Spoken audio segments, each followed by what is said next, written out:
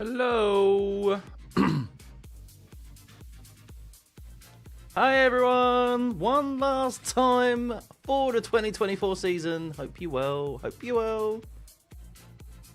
How's it going everyone?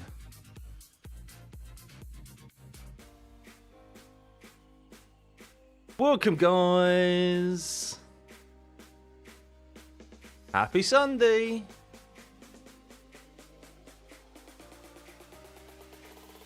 Right.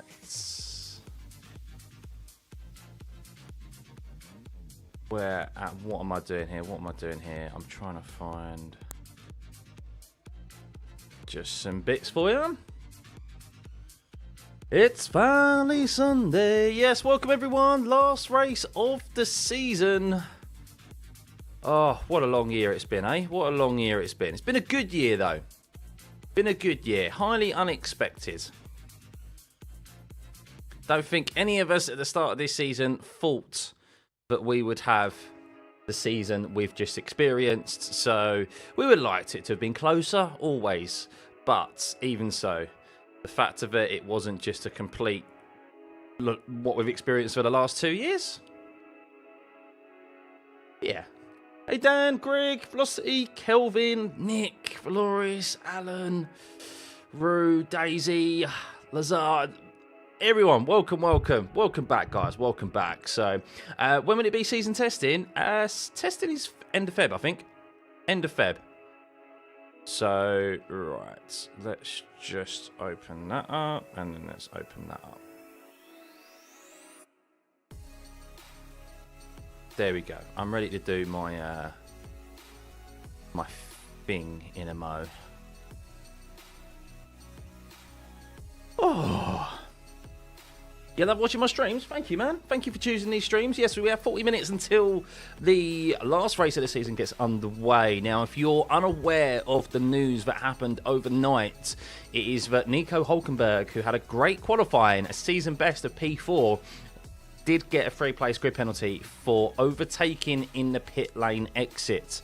So there was an amendment to the race director's notes for this season, and for safety reasons, they removed that. We saw Max Verstappen do it last year, and they ensured that if you do that, you'll get a penalty. Nico Hulkenberg breached that penalty, yeah, he is now starting from 7th. But that Haas does look pacey, so hopefully he can have a top 5 finish today. So, of course, he's in his own fight as well for securing Haas 6th place in the Constructors' Championship.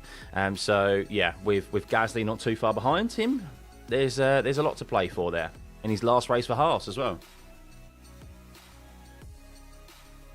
I can just cover the Chess World Championship. I don't even know how to play chess, to be fair, so I don't know what I'd be looking at. Hey, Andy, South Africa in the building. Whee!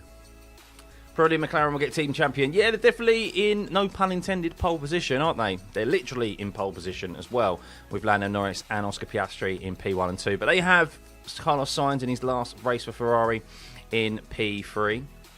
So can he jump at least one of the McLarens off the race start? Could he jump both of them? We will see. So yeah, Charles Leclerc starting in P20. Haven't had confirmation yet on whether or not he is what has changed on his car. Let me see if I can find out if they've made any more changes to his car. You've got to suspect they have done.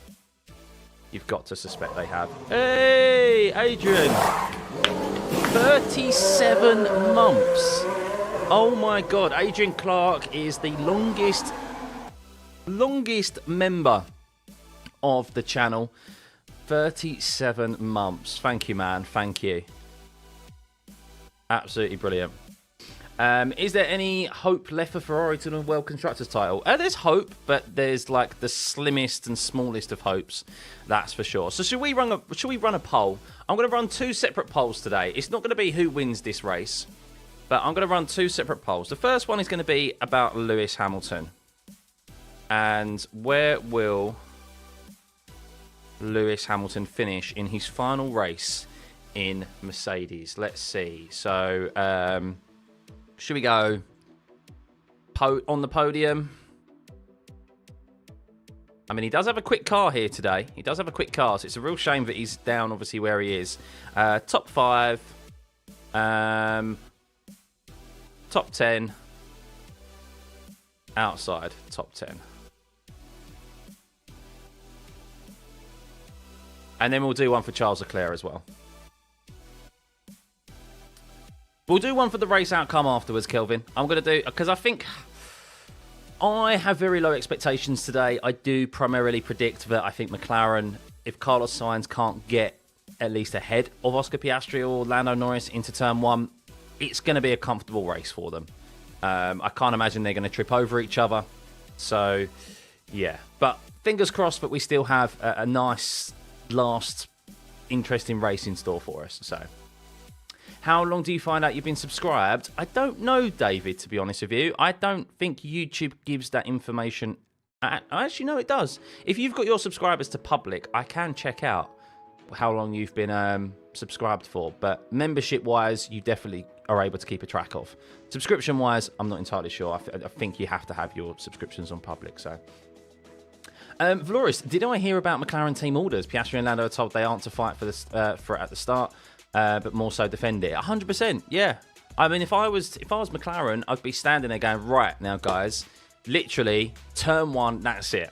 If Lando gets a poor start and Piastri gets into the lead, fair enough. That's it. You're literally racing to turn 1. And from then on, you hold position no matter what. Regardless. You've got the pace in the car to pull away from Sainz. And look, one of you needs to win this race. Actually, only one of you needs to finish second, because with Charles Leclerc where he is and with the points advantage they've got, they don't need to do anything stupid. So, yeah. Does pole for Lando even count anymore? Now, Carlos doesn't have a 10-place grid penalty. I believe it's Charles Leclerc. Charles Leclerc will be starting from 19th, so he's not quite starting dead last, because Colapinto has to take a gearbox penalty as well, and because they acknowledged that after Charles Leclerc had already announced that he's changing the battery on Saturday. Friday. Sorry. Yeah. So, what is the difference between subscription and membership? So, depends on what you follow on Twitch and so forth, which platform. So basically, a subscription is basically a follow. A subscriber is a follow on YouTube. And then a membership is basically a subscription on Twitch. So a membership is where you pay. Now, it can be various different levels. I have kind of the lowest level that you can, for £2 or £1.99 actually, 1 penny less than an English pound. So that you can join as a member. It helps support me, and you get obviously a sub badge, you get emotes to use.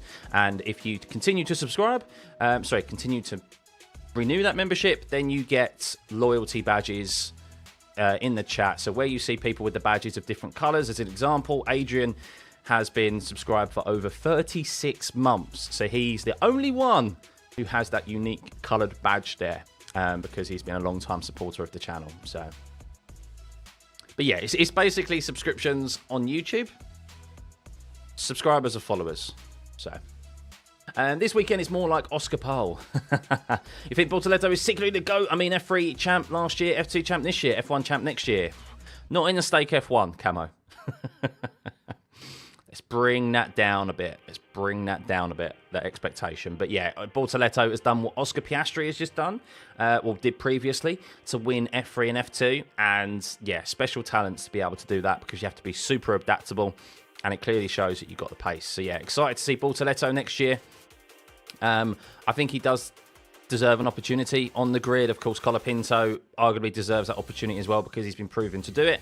But yeah, we'll see how he gets on, and ultimately how that car gets on as well. Are they going to put a bit more into development? They've been a lot better at the end of the season. So yeah, hopefully Bottas today. Where's Bottas going to finish? Can he score points in his last race? In what could be potentially his last race, not for Stake F1, which we know it definitely is, but potentially his last race in F1 ever, because there's no guarantee that he'll make a comeback in F1, so we'll see.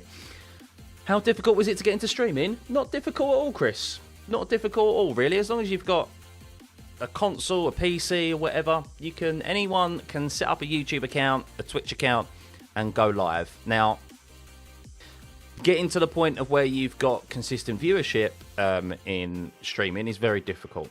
That's a different kettle of fish. Really, if you're going to start from scratch, you need to start making short-form content on TikTok, on YouTube, Instagram, etc. Start posting videos and accept that it takes time. For me to get to this point where I am right now has taken me 4 years.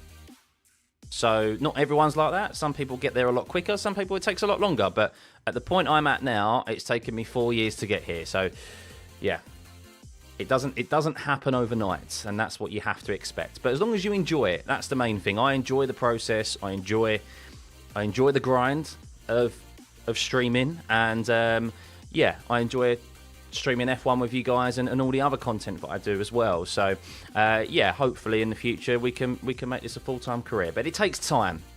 It takes time, and if you accept that it takes time, then yeah, go at it, mate. What could Bottas do next? So I think he might become a reserve driver. Hey, Hoggy!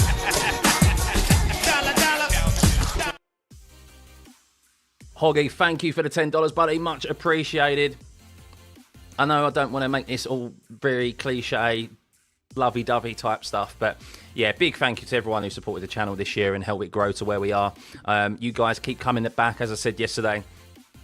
It's all well and good having peak viewership.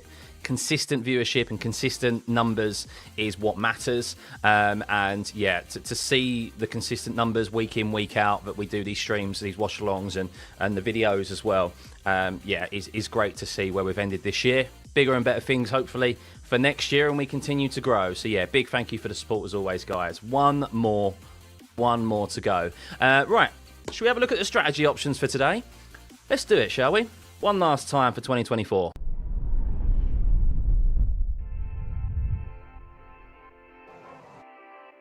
Chris, thank you for the membership. Thank you, buddy. Much appreciated. Yeah, Chris, anyone really, if anyone wants any like advice for streaming, creating content and so forth, I love chatting about YouTube. I really do. I love chatting about YouTube and content creation and stuff. So yeah, if anyone ever wants to do that, I'm always happy to do so. But right, here we go. Strategy options one last time for the Abu Dhabi Grand Prix. And well, to be perfectly honest with you, I'm not entirely sure why Pirelli have decided to lure us in with a potential two-stop strategy, because it never happens in Abu Dhabi. Never happens. I hope I'm pleasantly surprised and there's at least a two-stop strategy, as Ted Kravitz is actually in the Apex pit box at the moment, chatting to Brad Pitt, who's playing Sonny Hostin. So they're approaching 2 years of filming, is what he's just said. So that's interesting. But yes, so back to the strategy options as I got distracted there. One-stop strategy, that medium to hard compound tyre, that is pretty much the strategy that we always see here if there isn't a safety car. I could be wrong, and hopefully that we've seen high deg in certain circuits before where we haven't particularly expected it. But Abu Dhabi is a track we've been coming to for over a decade, and I don't really expect things to change now. So that two-stop is a bit wishful thinking. I don't think really there's enough time that can be made up by making a second pit stop here. We'll have a check of what the pit stop lost time is, but it's a track that, even with 2 DRS zones and the changes that they've made in the previous years, is still quite difficult to overtake. The last sector is you never see any overtakes anyway, and I do think looking after your tyres, the likes of Lewis, the likes of Charles are going to have to goal hang for a safety car and hope that the alternative strategy will work here, which is this one at the bottom. So that's what we've got in store for us. I think we need some definite breakdowns, some mechanical issues, some crashes, maybe potentially some car contact debris that brings out safety cars or VSCs to start to spice it up, as always at Abu Dhabi. But as I said, my expectations, as it was at the start of this season, were very low, and that's exactly what I am for this race. But I've been pleasantly surprised by this season. So hopefully I'm going to be pleasantly surprised, and we are, for one more time in this 2024 season. Hey Tom, Robert, good to see you guys. Welcome. But yeah, Chris, thank you for the membership as always. Medium to hards, that's it. Yeah. Hey Rob, good day Scott. Great to see another Aussie on the grid. Yes, Jack Doohan making his first appearance in an official F1 race. Of course, he's had a couple of practice sessions. So for Jack Doohan, this is basically just, he's starting from P20. The only way is up. This is all about the experience for him, of course, jumping in at Abu Dhabi at the last race of the season. So for him, this is basically just an opportunity. It's just one long practice session for him, one long test session for him to get some confidence under race conditions, make it to the end of the race, and then he can end up on feeling more confident going into Australia next year, which will be our first race of the season. Stroll will mix things up, Lee. So that's the strategy options, guys. Don't get lured in by this two-stopper. It's pretty much going to be a one-stopper. You'll see guys further down the back of the grid, like Lewis and Charles, as we just mentioned, start on the hard, no doubt, and then the medium compound is what I expect the majority of the field to start on. So, tyre allocations for today, well, you can see lots of hard compound tyres available to these drivers. Lewis has one set, so yeah, they scrubbed off a set yesterday, which, bearing in mind, turned out to be an absolute ridiculous decision and contributed to Lewis Hamilton going out in Q1. They sent George and Lewis out to scrub a set of hard compound tyres in Q1, which then put them out of sync of the rest of the field yesterday in Q1, and that's why they primarily went out so late, and Lewis ended up getting caught in Jack Doohan's dirty air, and we all know what happened with the bollard in the last few corners. So Lewis has basically a brand new set of hards and medium. Well, it actually has a scrub set of mediums available to use as well, as does George Russell. And Lewis Hamilton has two brand new sets of softs. Now we know the soft, unless there's a dubious late safety car in the last lap of the race, the softs aren't very good at Abu Dhabi. Couldn't resist, guys. Couldn't resist. But yeah, everyone pretty much has the tyres that you expect to have here, brand new for the strategy options here in Abu Dhabi.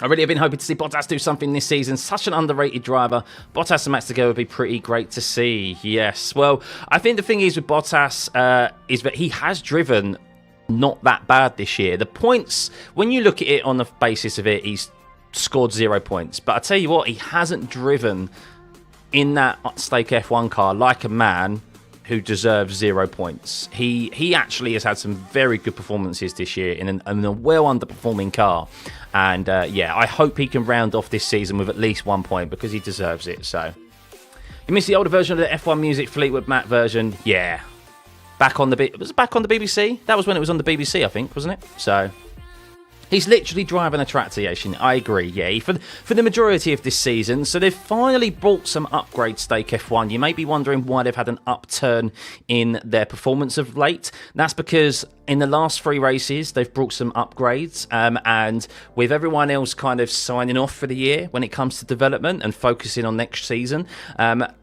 they're now no longer, I would say, the slowest car on the grid. I think you could arguably say that Williams have maybe taken that place with the struggles that they've had having to revert back to old spec parts. So I think they've... oh, hang on, just watching Liam Lawson. Oh no, Liam Lawson dobbing in one of the Haas's that he's just done a practice start in front of him. Please don't tell me that's Hulkenberg. Magnussen, pit lane infringement, a practice start at the end of the pit lane. Oh dear. Oh dear. We'll see whether or not that's noted. Is it a practice start? I don't know. We'll see. But Magnussen could already have a penalty before this race has even begun with a pit lane infringement on the sighting lap there. Unbelievable. So was Zhou. They barely made mistakes this year. Yeah, they've just been in... I've said it before we just get on to the next tab here of tyre life expectancy. You have the mental aspect of Formula One is so important and so much overlooked. And when you're a racing driver and you know week in, week out, you're turning up and racing a car that is a second off the pace of everyone else on race pace, then it's very difficult mentally to get yourself G'd up for the weekend as a whole. And you just probably want to see the race weekend end. And since they've had some upgrades and you've seen the first opportunity of them potentially being able to score points, you see such a difference in demeanour and the performance and the driving capabilities of these drivers. So yeah, mental aspect is very, very important here, and that's all the way up and down the grid. They all want to be at least fighting for meaningful positions. They at least want to be able to go wheel-to-wheel racing, and Stake F1 have been devoid of that for the majority of this season. But let's have a look at tyre life expectancy, and well, that's the reason why the soft compound tyre here is not a race tyre. 12 laps life expectancy is what is expected. That's why you've seen pretty much the soft compound tyre used a lot in practice, because teams have wanted to preserve their medium and hard compound tyres. So yeah, don't expect to see the soft used unless we get a late safety car within the last 10 laps of the race, because it's just not really feasible. It won't last that long, and it will fall off very quickly. Looks very close to a practice start, aggressive takeoff at least. I agree, Adrian. I agree. Stake just wants most aero time for 26 season for Audi. Maybe, Hyber. I do think there is some. I do think Aston Martin in particular. I do think they've. Aston Martin in particular have very much been in no man's land. They've been quick enough. They've been quicker than the rest of the field. And then, as in the top, they haven't been quick enough to beat the top 4 teams, but they haven't been quick enough to. But they've been quick enough to beat the rest of the teams comfortably for most of the season. Now, that's not to say that they haven't been poor. They have been. But they got to a point in the season where they couldn't be catched by the other teams, or caught by... Catched, is that even a word? Caught by the other teams. And it turns out that they probably just went, yeah, we're in no man's land now. We're not going to score podiums. We're not going to score any more points. Let's just dial down the development and focus fully on next year or for 2026. I think that's probably what they've done.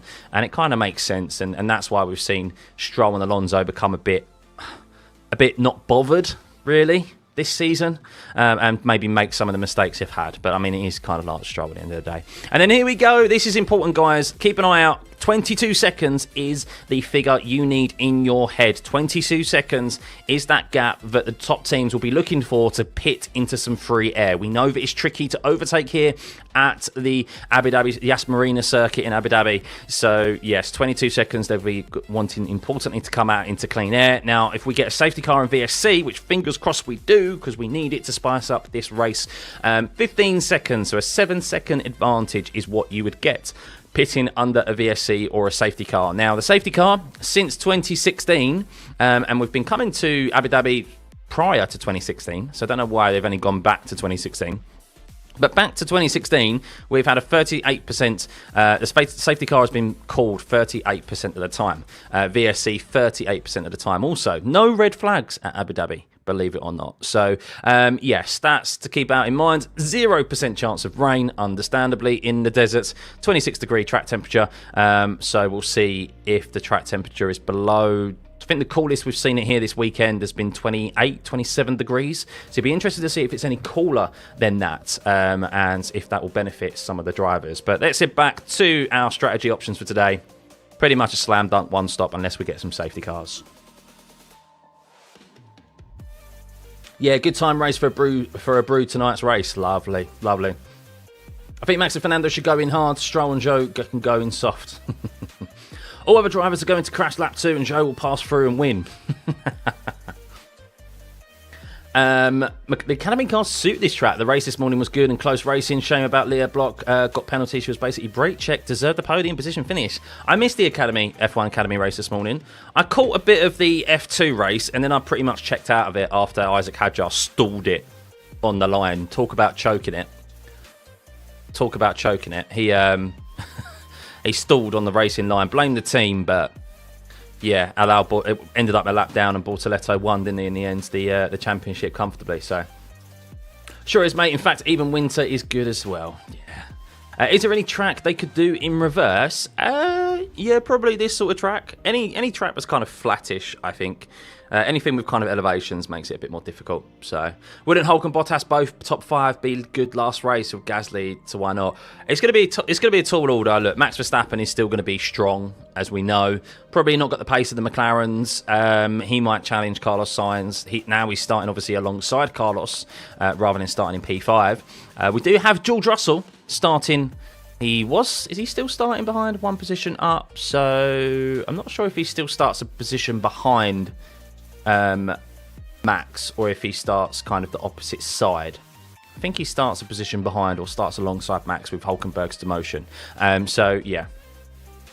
Magnussen has no penalty points and basically has nothing to lose. Yeah, he was starting 15th, so I think he was still starting 15th. No, he was starting 14th because of Charles Leclerc's penalty. So, how hammered will Max be after it's finally over? I don't think he'll be that hammered, to be fair. I think he'll probably just want to get home. He had his celebrations in Vegas. No better place to have those celebrations, I guess. But right, that is it, guys. Take mental note of the strategy options for today. It seems like the live data's just gone, or data's gone live for us. So let's switch scene and we'll get set up and ready for it. But I want to check the poll. So we've got 565 votes at the moment for Lewis Hamilton. Where will he finish? Top 10. 40% of you think he's going to finish in the top 10. A lot of you have faith he's going to finish on the podium. I'm quite surprised it's that high, 18%. Maybe you're just wishful thinking and you have a lot of hope. Top 5, 28%. And outside the top 10, 14%. So I'm going to end that poll. And I'm going to... Yeah, let's do who will win the race. Who will win the race? Let's have a look. So we've got Norris. We've got Piastri. We've got Sainz in P3. And I will do Verstappen because Verstappen is starting in P4 now. And he has won the last 3 races here. So can he make it like his World Championships 4 in a row? We will see. So put your votes in now, and then we'll do a Charles Leclerc vote of where we think he can finish. But right, let's get the live data ready for you while you're focusing on voting on the all-important poll there. Right.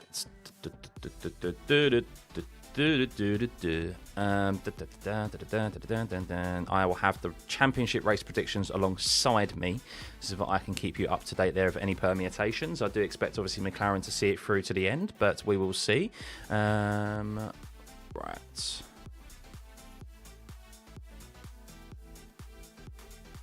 Charles Leclerc saying they need a miracle. I can't agree more there, Charles, unfortunately. It was tough before this weekend, let alone since you obviously had that 10-place grid penalty, and then he cost himself. Right. Let's have a look. Right. Put that there.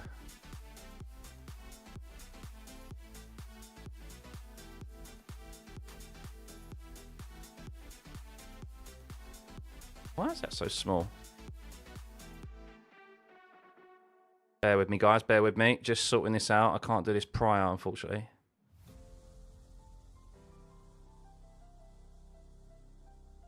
Right. Let's see how that looks. You're still not rich enough to buy an F1 ticket? Don't worry, man. You're not alone. You're not alone. By any means.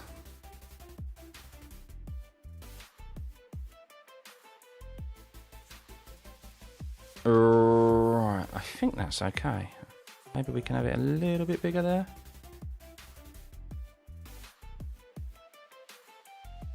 There we go. There we go. Bosh. I think that... Oh, no, that's why. It's not over far enough. I did wonder why that was like that.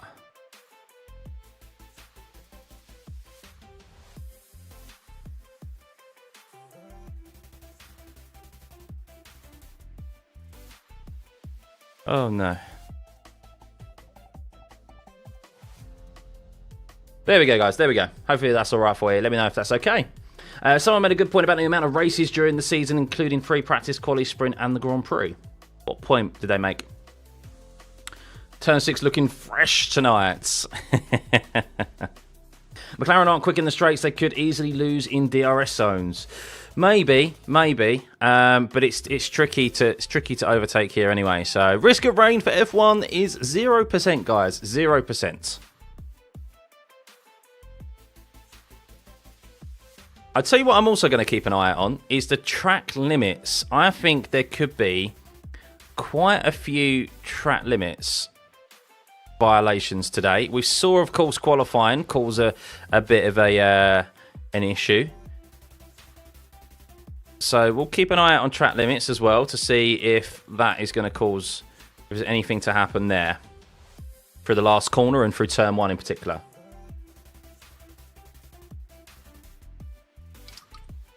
Just take the Abu Dhabi circuit after 21.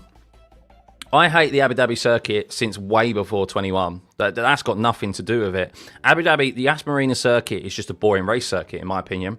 We never get any good races here. Regardless of your opinions on 2021, the race in itself up until that point was boring. Lewis was like, what, 20, 30 seconds ahead.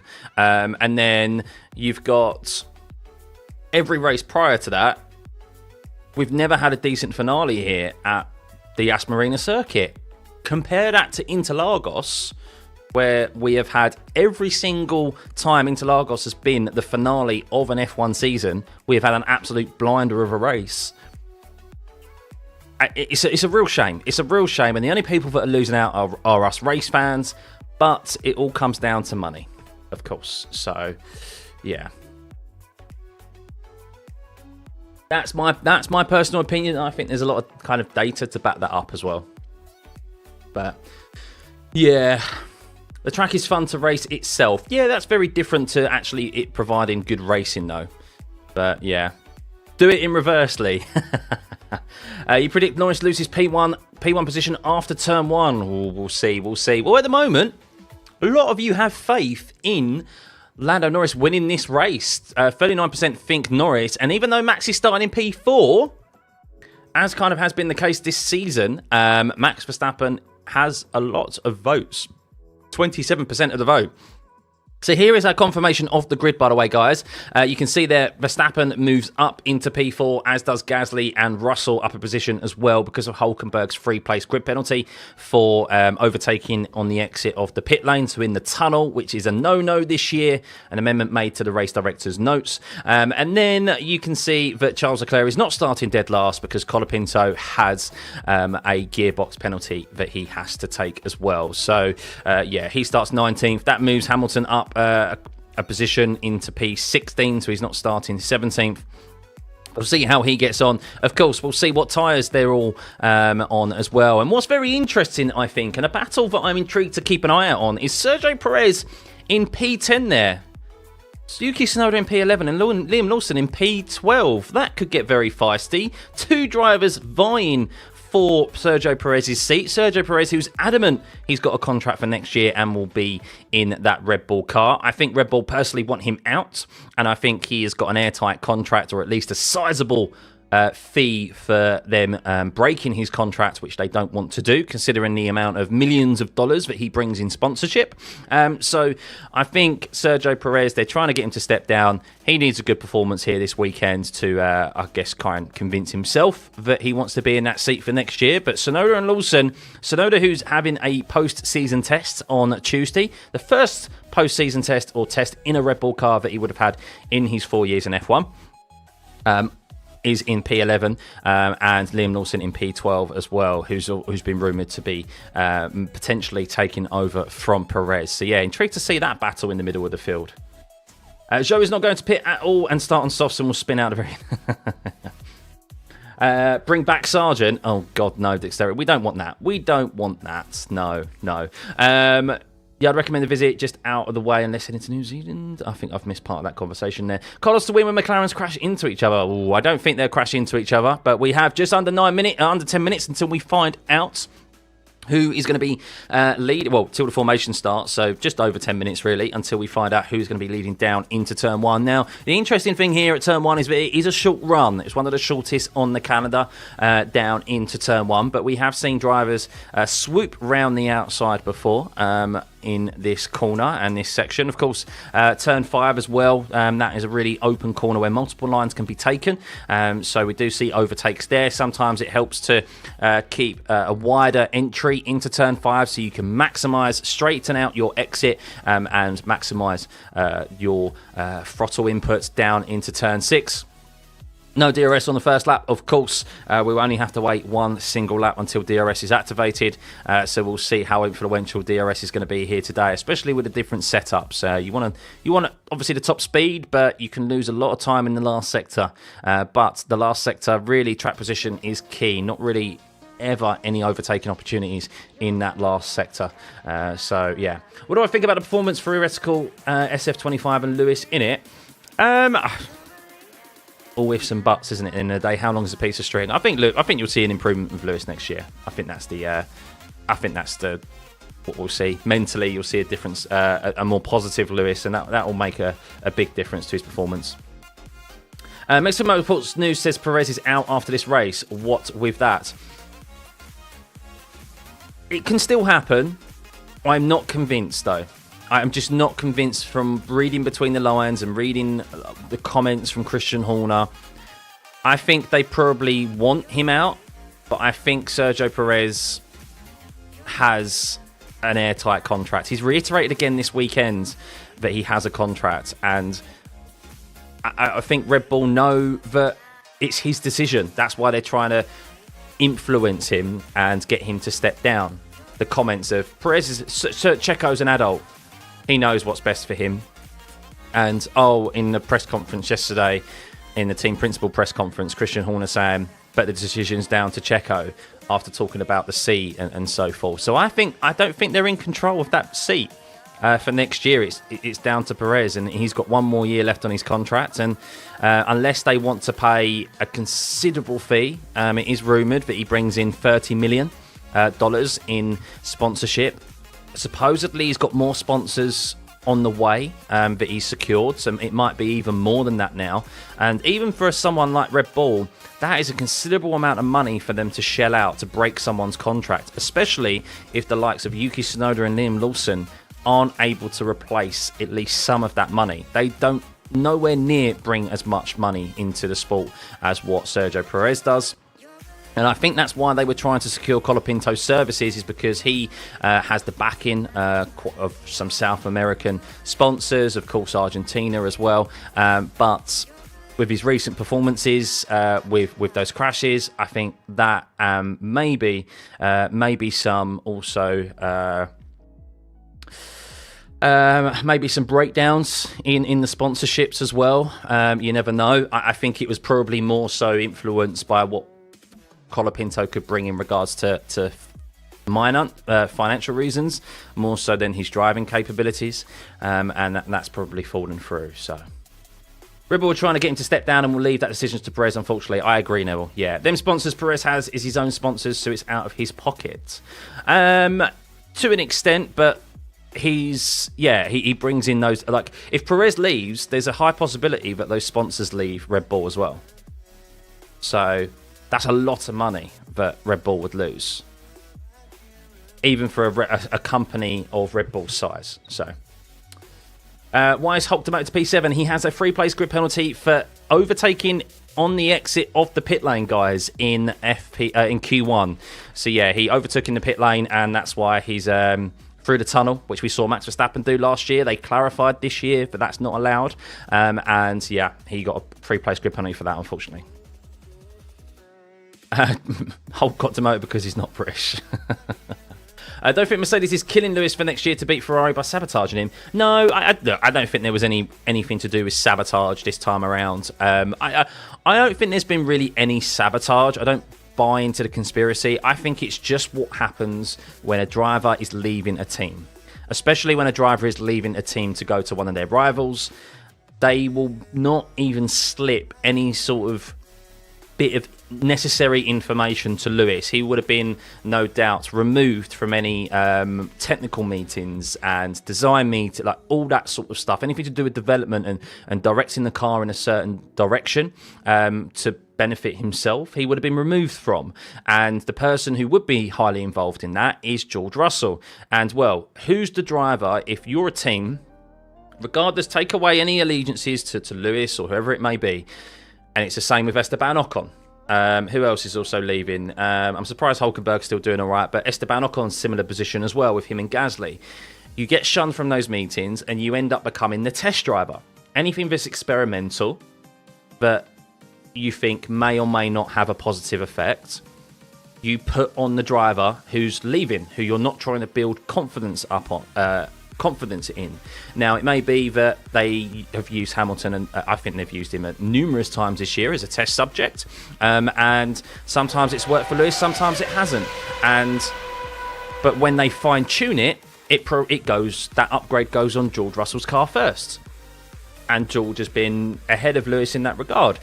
So, yeah, that's just what happens when any driver, no matter how long they've been at a team, is leaving, especially when they're leaving to another team still on the grid that is one of your rivals. So, but yesterday was totally avoidable, though, with how they sent him out, and George. George was also lucky to get through as well, bearing in mind. He didn't get caught in any traffic. He was fortunate enough that he was able to get by traffic, I think, but Lewis got caught behind Jack Doohan. And then, of course, the bollard just was now in the coffin for him. So, from the replay, looked like it might have been car in front of Mag that clipped the cone. Oh, really? No, he definitely yeeted it into... He red turtled Lewis Hamilton. Especially now RB have less prize money for being third in Constructors' Championship. Yeah, that has a factor. Not that big of a factor, though, because it's still quite small. So, right. Not long, guys. Not long until this race gets underway. I'm just going to have a quick loo break. I suggest you guys we have 2.5 minutes until the formation lap gets underway, no doubt, when I come back from this quick loo break. Oh, actually, before that, we even have all of the tyre blankets here. And just before I do go for that loo break, interesting that Lewis Hamilton is the only driver to try the alternate strategy here. Charles Leclerc is being bullish on the medium compound tyre. He thinks he can make up positions on the same level of tyre compared to everyone else around him. Interesting there from Ferrari. I thought they might try the toilets break. Interesting that Charles Leclerc in P19 is starting on the mediums. Lewis Hamilton, the only driver to start on the alternative strategy. We'll see if it works out for him. He needs, of course, pretty much a safety car. It's his only way to make up positions here today, you would suspect. But yeah, intriguing. I thought a few more drivers would try the hard compound tyre, but evidently not. So maybe we'll see a Lewis Hamilton be a bit bullish at the end of the race on the softer and faster medium compound tyre while everyone's on the hard. We'll see if that pans out for him. But yes, with 1.5 minutes left to go until this formation lap begins, guys. I'm going to just have a quick toilet break. I suggest you guys do too, because we could be in for a long Abu Dhabi race here. Let's go.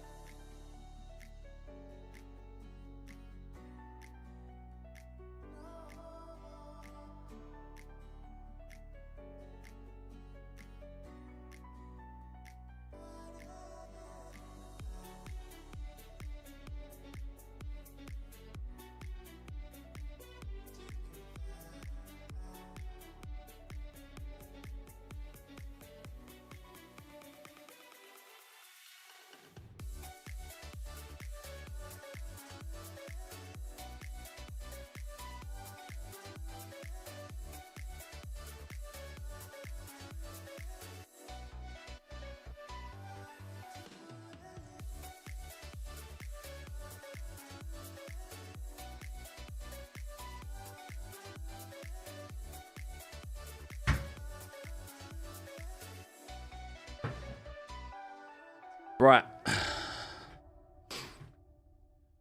Here we go. 3 seconds. Look at that. Back in perfect time. Back in perfect time, guys. Back in perfect time. Right. Here we go. Formation lap underway. For the last time this season, the Abu Dhabi Grand Prix. 24 races this year. The longest ever in F1 history is about to come to an end. Here we go, guys. Here we go. Woo. Right, can McLaren see it through? Can they do it? We will see. Of course, 21-point advantage for McLaren at the front of the grid here. Thank you, Steve, for the subs, and everyone else for subbing as well. Let's see if we can get this channel to 34,000 subs by the end of this stream. That'd be absolutely amazing to end this season on. A big, big thank you, and as always, continue to hit that like button as well. So, for the last time here in 2024, let's have a rundown of your Abu Dhabi Grand Prix.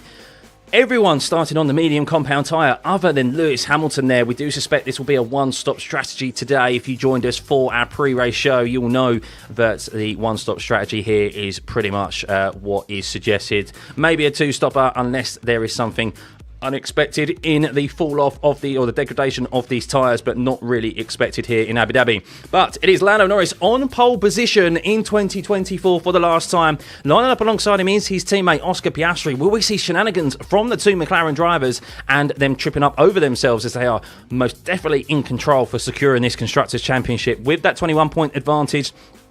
And with Ferrari, Carlos Sainz in P3 and the other Ferrari way down in P19. Max Verstappen is promoted to P4 because of Nico Hülkenberg's free-place grid penalty. If you're just joining us, he got a free-place grid penalty for overtaking on the exit of the pit lane through the tunnel, which is a no-no for this year, clarified by the race director due to drivers doing that last year for health and safety reasons, and that is why he is down in P7. So a shame for Hülkenberg, but he does have pace in that Haas car. And well, unfortunately for Nico Hülkenberg, his rival Pierre Gasly in the Alpine car. Haas and Alpine fighting out for 6th place in the Constructors. Gasly has been promoted to P5. Russell is in P6. Will there be some continued needle out on circuit between Verstappen and Russell, who Russell is lining up directly behind Verstappen? We will see.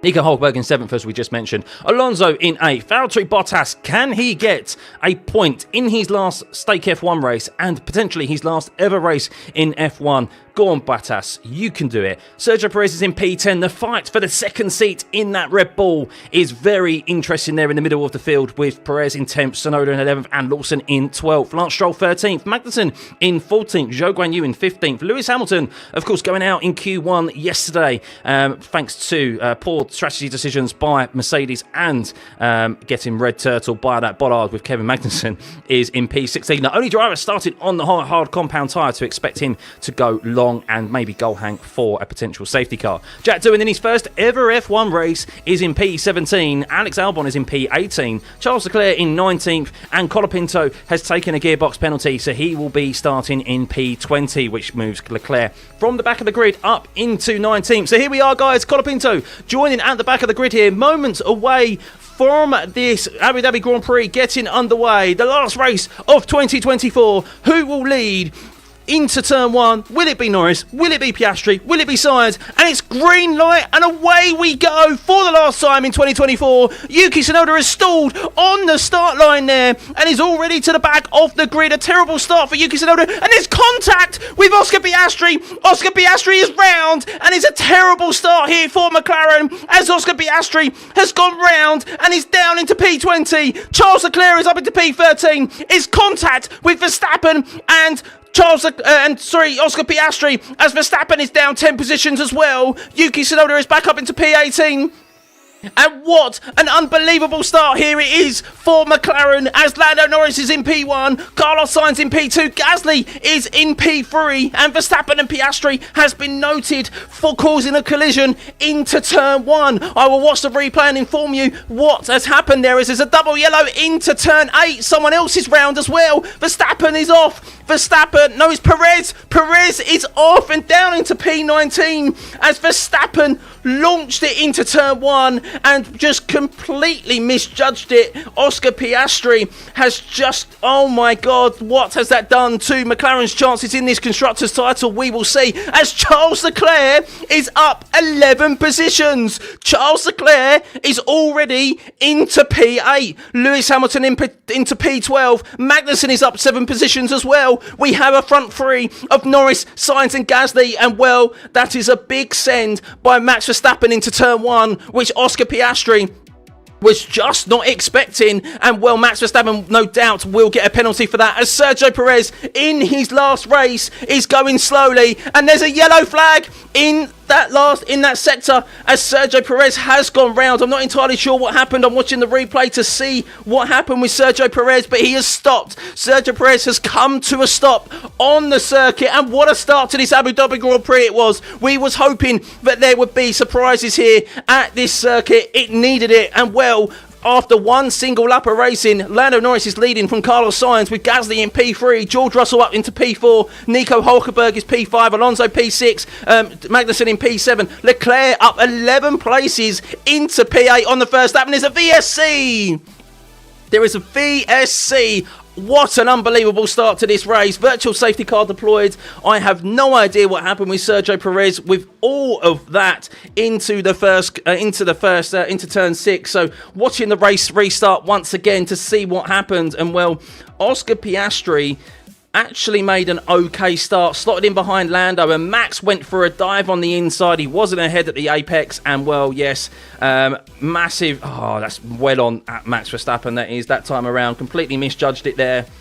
Waiting to see what happened with... Piastri kind of did what he needed to do. Sainz got a very poor start and is very fortunate to be into P2 right now, to be perfectly honest with you, as it should really be Norris, Piastri and Verstappen. But Verstappen, we know, if he sees a space, he's going to go for it, whether he thinks about it or not. And, well, watching Max into P11... Oh, did Max go for a move there under VSC? No, he didn't go for a move. But, yeah...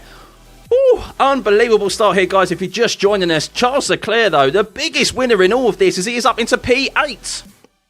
And, well, would that be what is the standings as it currently is? In permutations does that have to the Constructors' Championship? Well, at the moment, Ferrari would be gaining 22 points, with Lando Norris in P1 with fastest lap would be gaining 26. So, really, Ferrari do need to win this race, and Charles Leclerc in P8 at the moment. They do not have enough to close up that 21-point gap, but that is a tremendous start for Charles Leclerc and Ferrari, and Carlos Sainz will be thinking about going at Lando Norris here. I'm still yet to see exactly what happened with Sergio Perez. Was it an error? Was it someone else's fault for him spinning the car? We will see, but the virtual safety car is underway here, and Carlos Sainz, has he been caught napping? Has Lando Norris gone too soon? Oh, we will see here. As you can see, the field is bunched up as Max Verstappen is on the back of Liam Lawson already, and has Lando Norris gone too soon there? We will see, because that is a 4-second gap to Lando Norris and Carlos Sainz. And did Lando go too soon, or did Carlos Sainz be caught napping and was just not quick enough? As Hülkenberg is making a move, Russell's making a move, and Sainz, has he got an issue? What has happened to Carlos Sainz? No, Sainz is still in P2 at the moment as Pierre Gasly holds onto the position from George Russell into turn 9. Yuki Tsunoda trying to recover from that false start, slow start that he had in P16. Piastri is down 16 positions, as we saw from that contact with Max Verstappen, because it was wheel-on-wheel contact. Max Verstappen does not have damage on his car. It is still being investigated, and we will see if he gets a penalty for that. I do suspect he will, because he was not ahead of the apex. But Carlos Sainz there has just set the fastest lap of the session. Fastest lap of the session is being traded as this race has just got restarted. But it is Lando Norris leading from Carlos Sainz, and Bottas and Perez noted causing a collision. So Bottas being investigated there, so we will see what will happen.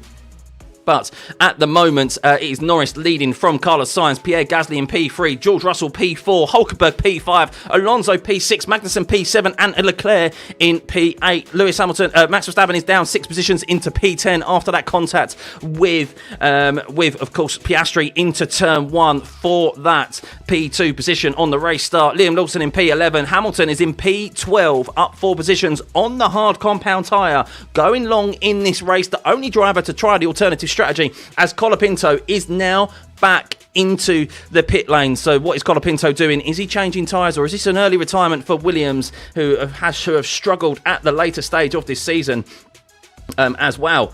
As Oscar Piastri went nearly into the back of Colapinto. So maybe this is an early retirement for Colapinto. No, he's got moving again. So Colapinto, we don't know when we'll next see him in an F1 car because he's got a puncture. Colapinto got a puncture from the contact with Oscar Piastri into the rear of Colapinto down into turn 6 there. So Colapinto picking up an unfortunate puncture, and he's now back onto the hard compound tyre. So this race going from bad to worse for Oscar Piastri at the moment. moment, as he's down in P16 and 8 positions out of the points as it currently stands. But importantly for Lando Norris, a win for McLaren will secure them the Constructors' Championship with a 2.6 second gap to Carlos Sainz. Sainz really does need to take it to McLaren here, because Leclerc, with that pacey Ferrari already up 11 positions here, navigating his way through the carnage, is in the DRS of Kevin Magnussen in front, but we know the Haas is pretty quick. Ooh, what a start to this race, guys. What a start. If you're enjoying this last race of 2024 and you've been enjoying these watch-alongs, please hit that like and subscribe button. We'll be back, of course, for the whole of 2025. The content does not stop, as Oscar Piastri is back out onto a set of hard compound tyres as well. There still is investigations being investigated with Verstappen and Piastri into Turn 1, which is why Piastri is down into P18 and Verstappen is in P10, and Bottas and Perez. And there's a 10-second time penalty confirmed there for Max Verstappen, causing a collision into Turn 1. It was a rare misjudgment by Max Verstappen down into Turn 1 there. And yes, that means that the 4-time world champion does get a 10-second time penalty for turning Oscar Piastri round into Turn 1. He was some way back in regards to being ahead at the apex. That definitely was why Piastri has been spun round and why Verstappen has been given a 10-second time penalty. So, Norris 2.9 seconds ahead now, and Piastri and Colapinto has also been noted for causing a collision. We'll see if Piastri gets a penalty there for that. I don't think really that warrants a penalty there. They was all kind of backing up there, and a bit of maybe some drivers moving in the braking zone. And no, Valtteri Bottas, his day has gone from bad to worse here, because he has been awarded a 10-second time penalty for causing a collision on Sergio Perez. I'm still yet to see the exact replay of that with Sergio Perez, which has unfortunately removed him from this race down in P20. I need to see exactly what has happened there, but watching the race restart, as it is quite evidently Max Verstappen's fault down into Turn 1, but I want to see the race restart. I want to see the incident between Bottas and Perez down into Turn 6, because Bottas now has a 10-second time penalty and has just been overtaken by his teammate, which is a real shame. It is a real shame there. What is Verstappen? As Max has just said, I mean, I was just super unlucky all the way up on the inside curb before the crash. So yeah, Max not really stating otherwise there, that it wasn't his fault. But yeah, obviously what happened is that he was on the inside curb and the car pushed him out wide. But that's what happens when you do get up on the curb on cold tyres and full fuel into the first corner. But it is Lando Norris from Carlos Sainz. 2.7 second gap now between Norris and Sainz, lapping quite consistently the two drivers up front, pulling away from Pierre Gasly, who has a train behind him of George Russell, Nico Hulkenberg, Alonso and Magnussen. But as it currently stands, this would bring it very close with this would be a 4-point difference between Alpine and the Haas F1 team as it currently stands, with Gasly in P3 right now. Gasly, a great run of form since the summer break, as Charles Leclerc gets past K-Mag, but K-Mag comes back at him down into Turn 5 there. He's made the lunge down into Turn 5. I'm just watching the replay of Valtteri Bottas and Sergio Perez of exactly what happened. I can't really see, as Charles Leclerc went round the outside of Sergio Perez.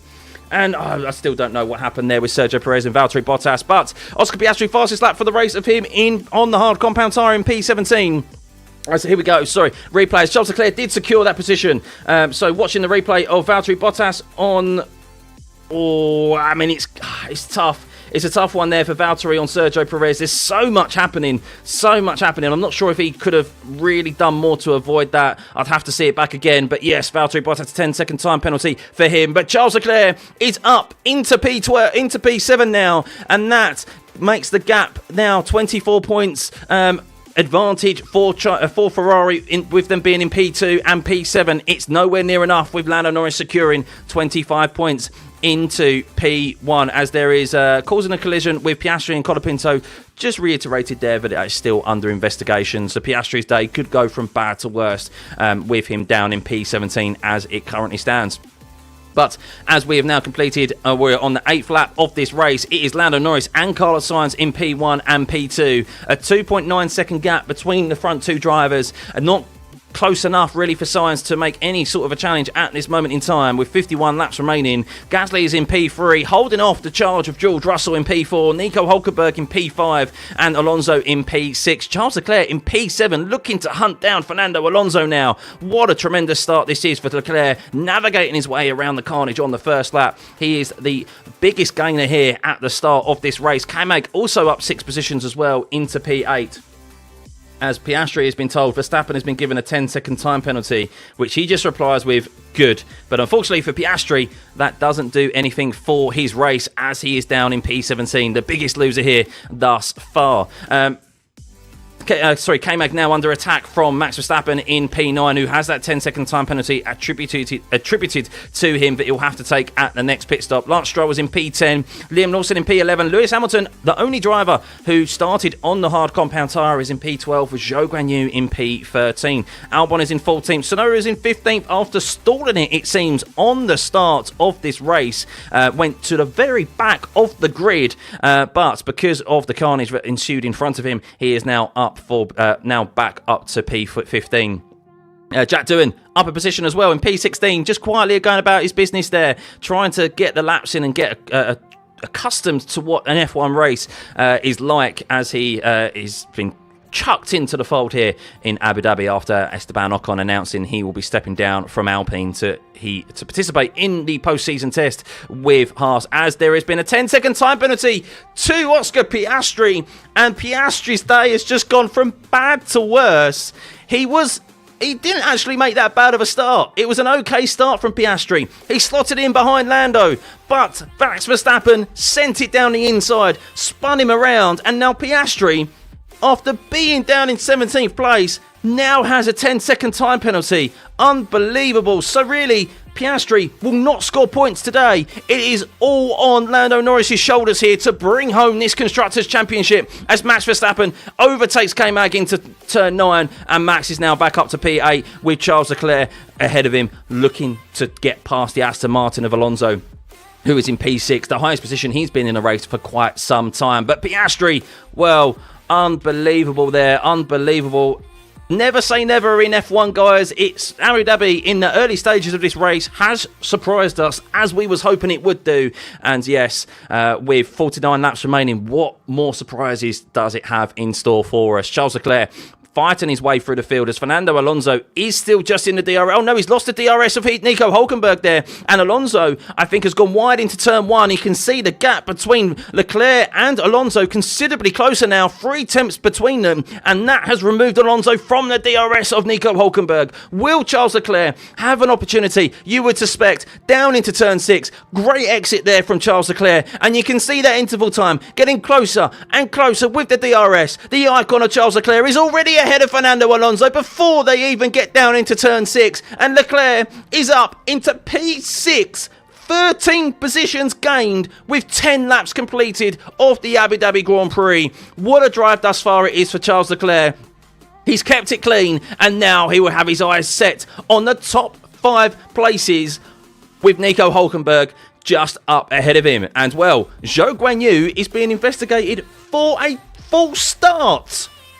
What is happening in the last race here of the season? Zhou Guanyu, we've seen this before. Whenever a false start has been noted, it's normally a slam dunk penalty. So Zhou Guanyu, no doubt, will have a 5-second time penalty added at his next pit stop that he will have to take. Unbelievable for Zhou Guanyu there. Lots of penalties dished out in the first 10 laps of this race. Wow. But yes, Charles Leclerc hunting down Nico Hulkenberg now. He's gaining more points, but it's still not enough. We know a race win for Lando Norris will secure the title, the Constructors' title for McLaren over Ferrari. So they really need to remove Lando Norris from the win of this race, Ferrari, if they have any opportunity of winning the Constructors' title. We have 48 laps remaining of this Abu Dhabi Grand Prix. So much has happened already. If you're just joining us, welcome, welcome. Piastri turned around by Max Verstappen into turn 1 on the race start. A 10-second time penalty that Max Verstappen still has to take, as he's currently in P8 chasing down Fernando Alonso. Piastri turned around. He's out of the points, and he also has a 10-second time penalty for going into the back of Colapinto, who is down in P19. His day has gone from bad to worse. We have a 10-second time penalty for Valtteri Bottas for turning Sergio Perez around and ending his race. The only retirement thus far, the under pressure Sergio Perez, who is adamant he's going to be in that Red Bull seat for next year. So much has happened as Liam Lawson and Lewis Hamilton trading places there. Lewis up 4 positions at the moment, the only driver on the hard compound tyre, or starting on the hard compound tyre, sorry, and he is hoping to gain a few positions out on track and then go long, and who knows, maybe we'll have a late safety car. We've already seen a VSC for Perez's retirement.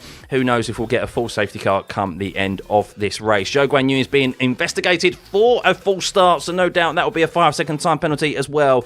So yes, very, very up and down here start to this Abu Dhabi Grand Prix, and hopefully it's not going to be the end of it, as Lawson gets ahead of Stroll, who is coming into the pits very early. Lance Stroll is pitting very early here. Is this a forced pit stop, or is this a genuine strategy decision by Aston Martin?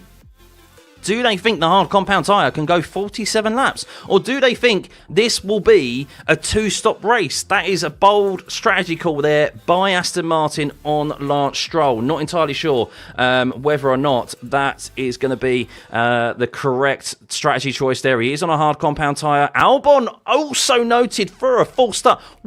I have never seen so many false start investigations throughout the duration of an F1 season, guys. Unbelievable here at Abu Dhabi, or just in 24 in general. Have you ever seen so many false starts throughout the course duration of a season?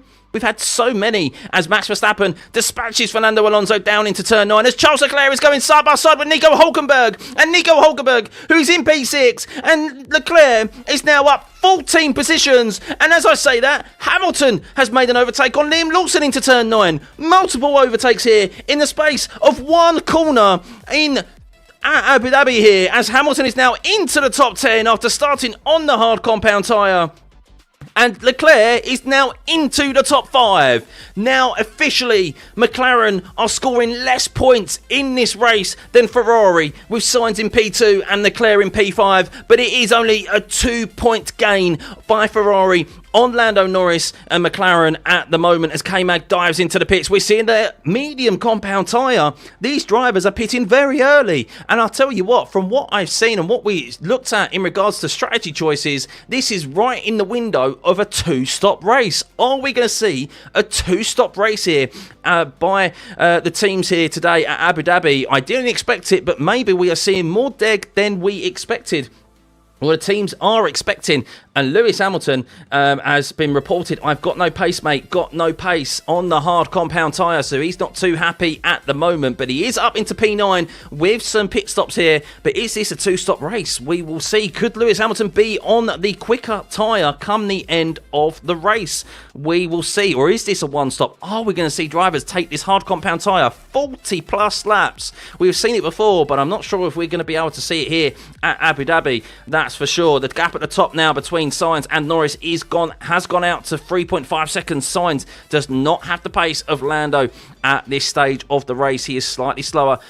This time around, Sainz is his attempts faster than Lando, but Lando's just a bit quicker Then Carlos Sainz in the first stint of this race. Charles Leclerc, though, up into P5. He is chasing down George Russell now. A 2-second gap as George Russell has come unstuck behind Pierre Gasly here. The Alpine strong in the latter stages of this season. Of course, Vegas, his engine blew up. Who knows what points positions he could have finished in there. Gasly, as he was running in the top 5 at that time, or was in P3 at that time. So ending the season strong. Alpine are looking to secure the championship, the 6th place in the Constructors for them, as they are currently gaining as it stands, with pit stops being made with K-Mag in P15 and Hulkenberg now pitting out onto the hard compound tyre in P11. There is a 16-point difference that Alpine would gain on Haas, but it is a lot closer than that at the once Gasly makes his pit stop. So Charles Leclerc now, though, is on an absolute charge. He's in a bit of clean air. Let's see if he can. Let's see what lap times he'll have as Gasly's been under attack here from George Russell. It's the closest Russell has been for quite some time, and he backs out of it into turn 9, George Russell, as Gasly has defended valiantly from George thus far into turn 9. Multiple times George has gone for a move down into turn 9 there, but Gasly is covering off George Russell and making him go round the long way, which George Russell just does not have the grip of and the tyre advantage at this stage of the race. Oscar Piastri with a 10-second time penalty is into P13. He has already made a pit stop, so he still has another 10-second time penalty to take Piastri. So his race is going to go from bad to worse. As Gasly now into the pits. Which frees up George Russell. But with that defence of Pierre Gasly there, Charles Leclerc was able to gain half a second on George Russell. As Max Verstappen, with that pit stop, is moving up into P5 himself. As Lewis Hamilton, on the hard compound tyre, running long in this race. The only driver to start on the hard compound tyre is up into P6 now, but he is complaining he has very little pace. Max making the Constructors' Championship exciting again without even competing for it. I know. Thank you, Max Verstappen. Thank you, Max. If Lando wins, McLaren have it in the bag, but with Piastri at the back, they don't have an insurance policy. No. It is fully resting on Lando's shoulders right now. A win for McLaren will secure them the championship, even if Charles Leclerc finishes P3, if Sainz finishes P2. They need a win. They need a win, and they need Norris. Even the P2, I think, is enough for Norris to secure the championship for McLaren. It needs to be a 1-2, really, for Ferrari. But they are putting the pressure on that McLaren most definitely didn't expect to have this race after securing a 1-2 yesterday in qualifying. But here we go. Carlos Sainz. Zhou Guanyu has been given a 5-second time penalty for a false start. He's been given a false start. Scuderia must win. They must win. But yes, great drive thus far from Charles Leclerc, who is 1.1 seconds back from George Russell at the moment. At 29.6 for Charles Leclerc that last lap, last time around.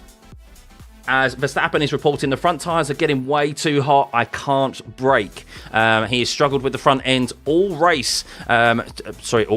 weekend, really, Max Verstappen. And Albon, no further investigation for a false start for Albon. That's the first time I think we've seen an investigation for a false start not be given a penalty. So it'd be intriguing to see what exactly he was being investigated for, Alex Albon, for his false start.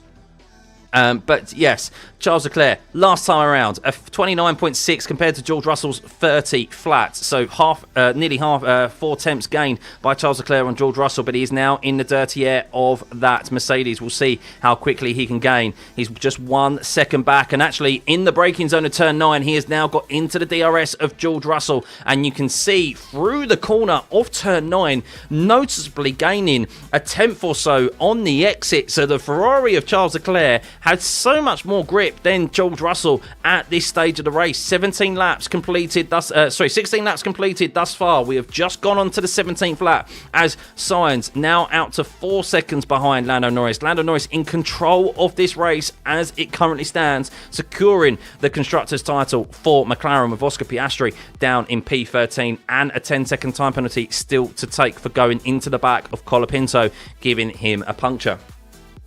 Colapinto got lapped on already. Yes, unfortunately for Colapinto. Started towards the back and then picked up a puncture from Oscar Piastri, which is why he is down in P19. Sergio Perez, our only retirement thus far in this race, as George Russell responds to Charles Leclerc closing in on him last time around in that last sector with a fastest first sector out of anyone thus far, purple. And, well, importantly for George Russell, that has removed Charles Leclerc from his DRS down into turn 6. And, well, Lance Stroll already has 3 track limits violations this race. So there is a black and white flag for Lance Stroll, track limits, 1 more, and he'll receive a 5-second time penalty. Yuki Tsunoda and Liam Lawson also have 2 attributed to them as well. 1 more for them, they'll see the black and white flag issued to them. So track limits violations, mainly down into turn 1, is where we're seeing drivers exceed track limits like we saw in qualifying yesterday, which is why Charles Leclerc failed to make it through Q2. But it is Lando Norris from Carlos Sainz. 4.2 seconds now that gap is from Carlos Sainz to Lando Norris, as Sainz is starting to struggle on this tyre, as Pierre Gasly on the hard compound tyre is being overtaken by Yuki Tsunoda. He's tussling there with Yuki Tsunoda on the medium compound tyre down into turn 11. They're actually side by side into turn 12. We rarely see cars go side by side down into this section, and Gasly just comes out ahead of Yuki Tsunoda there into P13, and that's important for Alpine's constructors constructors' hopes for finishing 6th and staying ahead of Haas, because Nico Hulkenberg is fastly approaching Yuki Tsunoda now, who is on the medium compound tyre, who has had a very poor start to this race. He stalled the car pretty much and was all the way to the back of the grid, dead last down into turn 1. But of course, with so much carnage happening in front of him, he swiftly picked up a few positions. But Gasly, a tremendous performance for him thus far, ending the season on a high, as Charles Leclerc is now back into the DRS of George Russell. He will get it down into turn 9, but I don't suspect it will be enough with him being 9 tenths back. But he is importantly close to George Russell now to put on some pressure. How long will these medium compound tyre runners last for? They're most doubtly going for the 1 stop. We'll see if those who pitted quite early on the mediums around the 12 lap mark, 14 lap mark, will they be able to go 40 plus laps on the hards? We will see. Lewis Hamilton, the only driver to start on the hard compound tyre, is up into P6 at the moment and has just set his own fastest lap of the race, which is a 29.6. So Alonso, though, on the fresh set of hards, going quickest in the first sector. So we're definitely seeing that crossover period now of the new hards being much quicker than the mediums, I think, as Alonso did actually just go considerably slow in the middle sector there. So maybe not. Red Bull gives you wings. If you're Oscar Piastri, that is. But yes, guys, big thank you to everyone tuning into the stream. As always, for this last race of 2024, please, if you can hit that like and subscribe button, let's get this stream to over 1,000 likes. And if you hit that subscribe button, let's get this stream to 34,000 subs. This channel would be much appreciated and a great milestone to end this season on, more than doubling our subscriber count from the start of this season. So yes, big thank you, guys. We'll be back for the whole of 2025, where no doubt it will be bigger and better, and we'll be in for a very, very close title fight in both championships, hopefully, with the teams being very, very close now in the second half of this season. But George Russell still holding off Charles Leclerc in P4 as it currently stands. Charles Leclerc already up 15 positions, and if he gets past George Russell, will be up into P3. But with Lando Norris in P1, securing that 25 points that is available to him, it will not be enough. As it currently stands, Charles Leclerc and Carlos Sainz, they'll be gaining 4 points on the McLaren team, with Lando Norris currently occupying the fastest laps. He'll be gaining 26 points actually rather than 25. So yes, Ferrari really do need to get into the lead of this race, with Piastri down in 13th, but he will be demoted no doubt further outside of the points once he makes another pit stop, or even if he doesn't make a pit stop and goes to the end of this race, he will have a 10-second time penalty added for causing a collision with Franco Colapinto, which is why Colapinto is down in P19. To be honest, Sainz is getting worse. I think him going to Williams is affecting him badly. Norris is gaining and gaining. I think Charles has way more pace. Well, Charles definitely does have more pace with that battery unit, but Charles is getting a bit stuck behind George Russell now. We'll see. Charles Leclerc is coming a bit unstuck. We're starting to see him lose time in the traction zones of particularly turn 5 and turn 6 and turn 9 in particular. He's lost that tyre advantage that he had at the start of the race.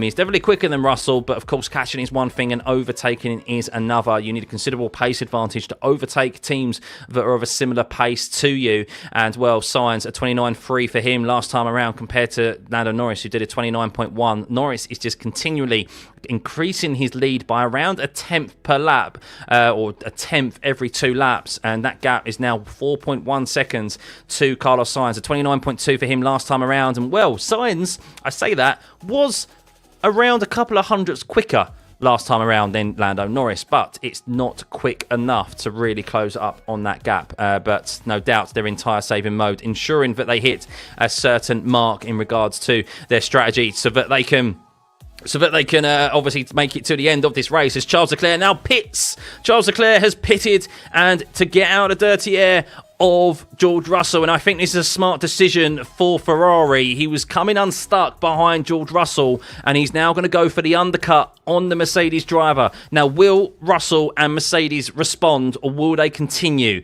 This will mean that Charles Leclerc has to do 38 laps on the hard compound tyre. That's quite a way, and Charles Leclerc is going to come out ahead of Nico Hülkenberg, so that's a nice gap that Leclerc has come out into there, as George Russell is in third place at the moment, being hunted down by Max now. Who is also doing 130s, so he's actually losing a bit of time. He's complaining about the front of his tyres to Sainz and Norris comfortably quicker than Russell and Verstappen at the moment. Lewis Hamilton now promoted up into P5. As we mentioned, the only driver to go onto the hard compound tyres, so expect him to still go longer for quite some time on this hard compound tyre before we see him pit onto the mediums. But yes, George Russell and Mercedes, will they respond to that pit stop of Charles Leclerc, who got out ahead of Nico Hülkenberg? How quickly is Leclerc able to fire up those hard compound tyres? I'm intrigued to see here as George Russell approaches the final corner. Does he come into the pit lane? Does he respond to Ferrari? No, he continues. Mercedes, not bothered by Ferrari. They think they can secure this podium by continuing with their optimum strategy. So not responding to Leclerc. We'll see how that plays out for them as Leclerc is hunting down Pierre Gasly in P7 as it currently stands, with the top 6 yet to make a pit stop in this race. Leclerc is going to overtake Gasly in 2 to 3 laps. Yes, I suspect so. He's 1.1. It could be even sooner than that. 1.1 seconds back. 1.3 seconds back. He is. Apologies from Gasly. As Gasly is closing in on Lawson though, so that may make things a bit more difficult for Charles Leclerc, as Gasly is now in the DRS of Liam Lawson. Thank you, Dan. Much appreciated. Yes, guys, if you're enjoying this stream and you're enjoying the commentary and the watch along, please continue to hit the like and subscribe. We're nearly at 34,000 subs. It really does help the channel and move it forward and bring us closer to providing more content to you, bring me closer to making this full-time and bring you every single session of F1 and more F1 content as well in the future. So yeah, if you're liking it, if you're new here, if you've been here for quite some time and you haven't hit that subscribe button yet, please do. It's much appreciated. As Sainz sticks in a lap that's 2 tenths quicker this time around than Lando Norris. Okay, so is this now a move on from Carlos Sainz? Have we seen him just back away from Lando Norris and just look after his tyres away from the dirty air? We will see as we are 23 laps into this race. 36 laps remaining, and well, we will see pit stops from the medium compound tyres very soon for that one-stop strategy.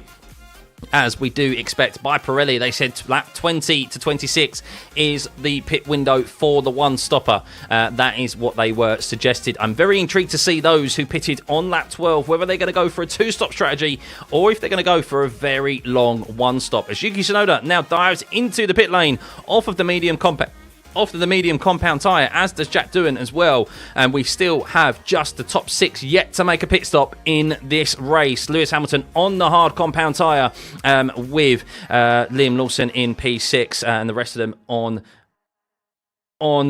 medium compound tyres, as Yuki Tsunoda was told to stay out. Yuki Tsunoda was told to stay out as he came into the pit lane. Unbelievable there. Not entirely sure what the RB team were playing at.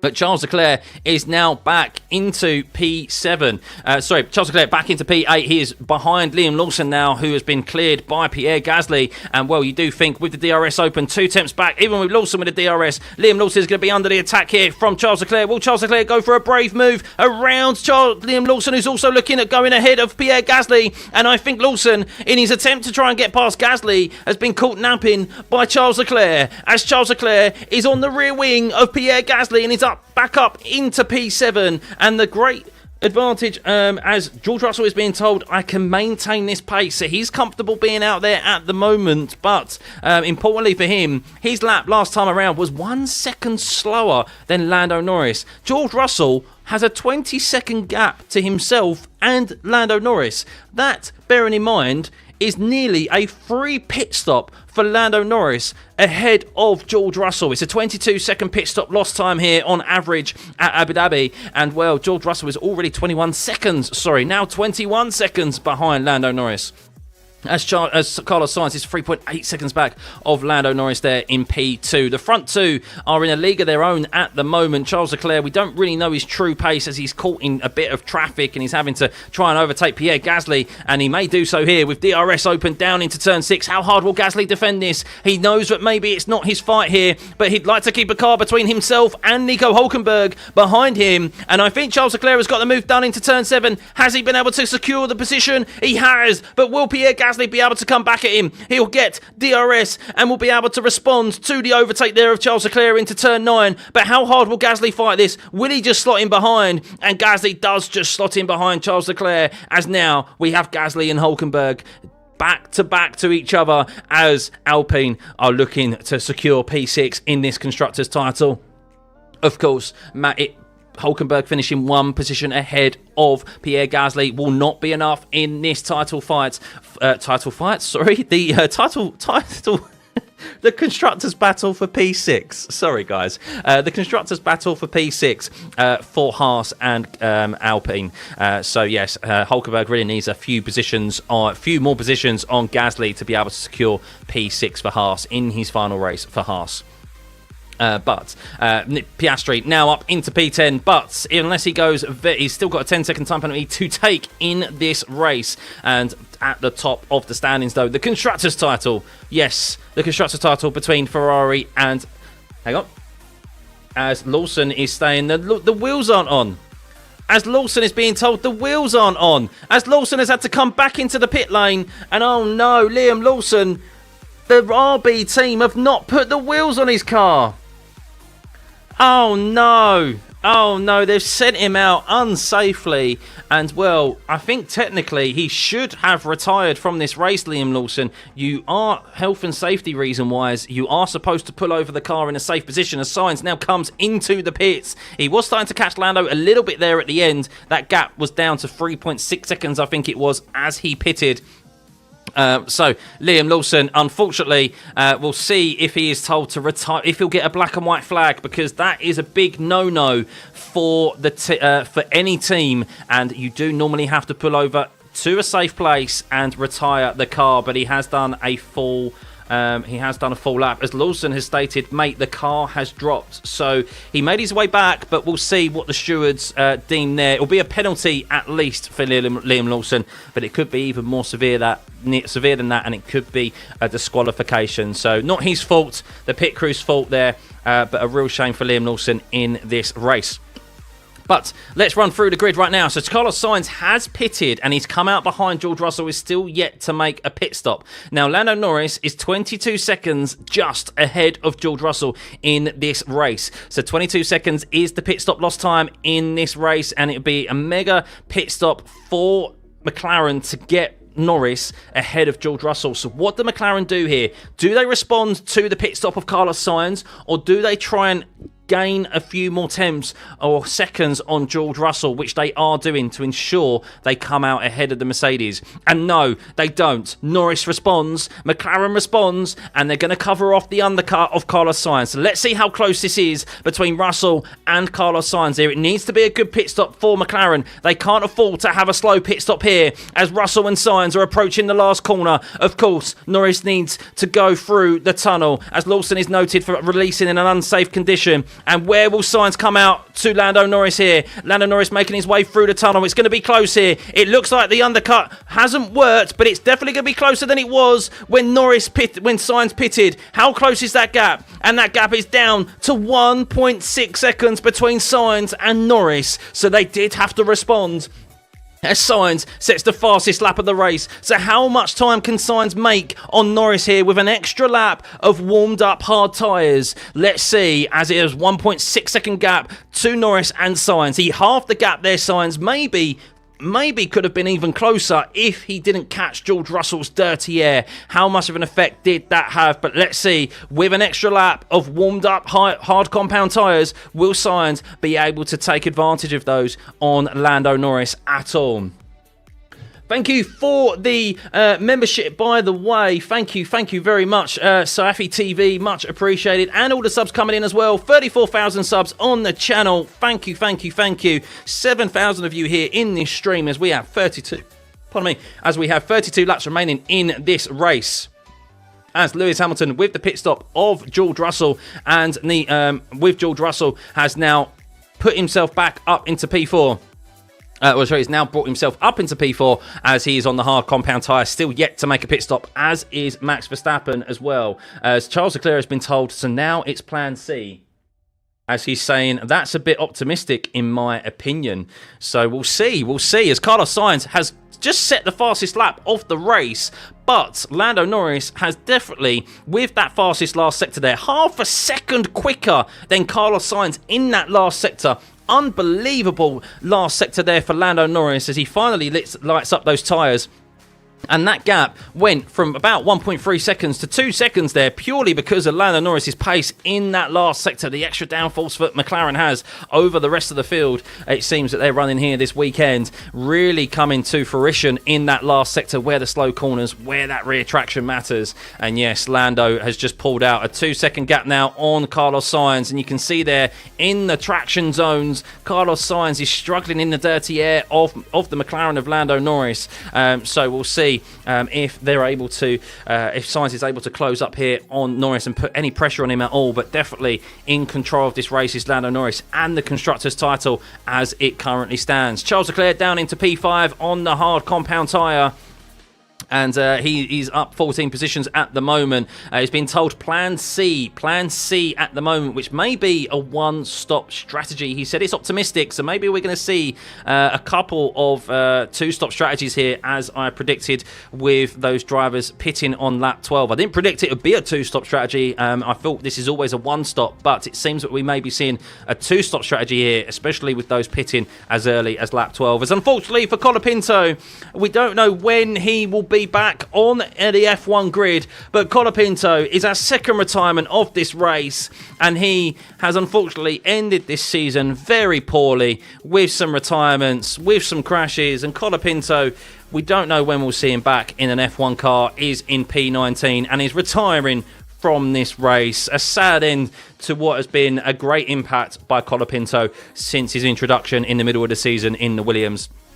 Hopefully it won't be too long till we see him again, but yes, not the way that he would have wanted to have ended his run here this season in the in F1. So hopefully we see him back soon. But yes, Williams struggling as the season has come to the end, of course, with those crashes not helping. But yes, thank you for the 34,000 subs, by the way, guys. Much appreciated. Just a reminder to continue to hit that like and subscribe button. Let's hit that like button. Come on, let's get this stream to 1,000 likes. It'd be much appreciated. As there's just a reconfirmation there of Liam Lawson being investigated for releasing in an unsafe condition. I'm really intrigued to see what type of penalty is dished out for that. As I've mentioned before, normally you are forced to pull over, and it's a stop and go 10 second stop and go penalty for Liam Lawson for releasing in an unsafe condition there. As you can see, confirmation at the top of your screen. 10-second stop and go penalty. To be honest with you, I think he's a bit fortunate not to be disqualified there.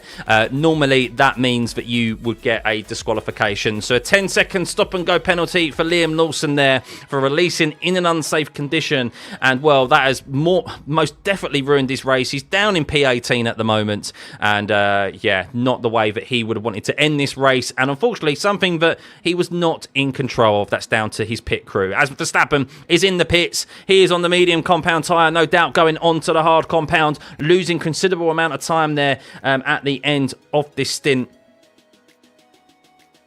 As Lewis Hamilton, they do think that there is potentially a P3 on the cards for Lewis Hamilton. So that is, or he's in P3, and I think they said there's an outside possibility of a podium for Lewis Hamilton here. Of course, he will be, he's on the alternative strategy, the only driver on the alternative strategy who will be on the medium compound tyre, the quicker medium compound tyre, come the end of the race. So we'll see how that plays out for him. Currently in P3, up 13 positions.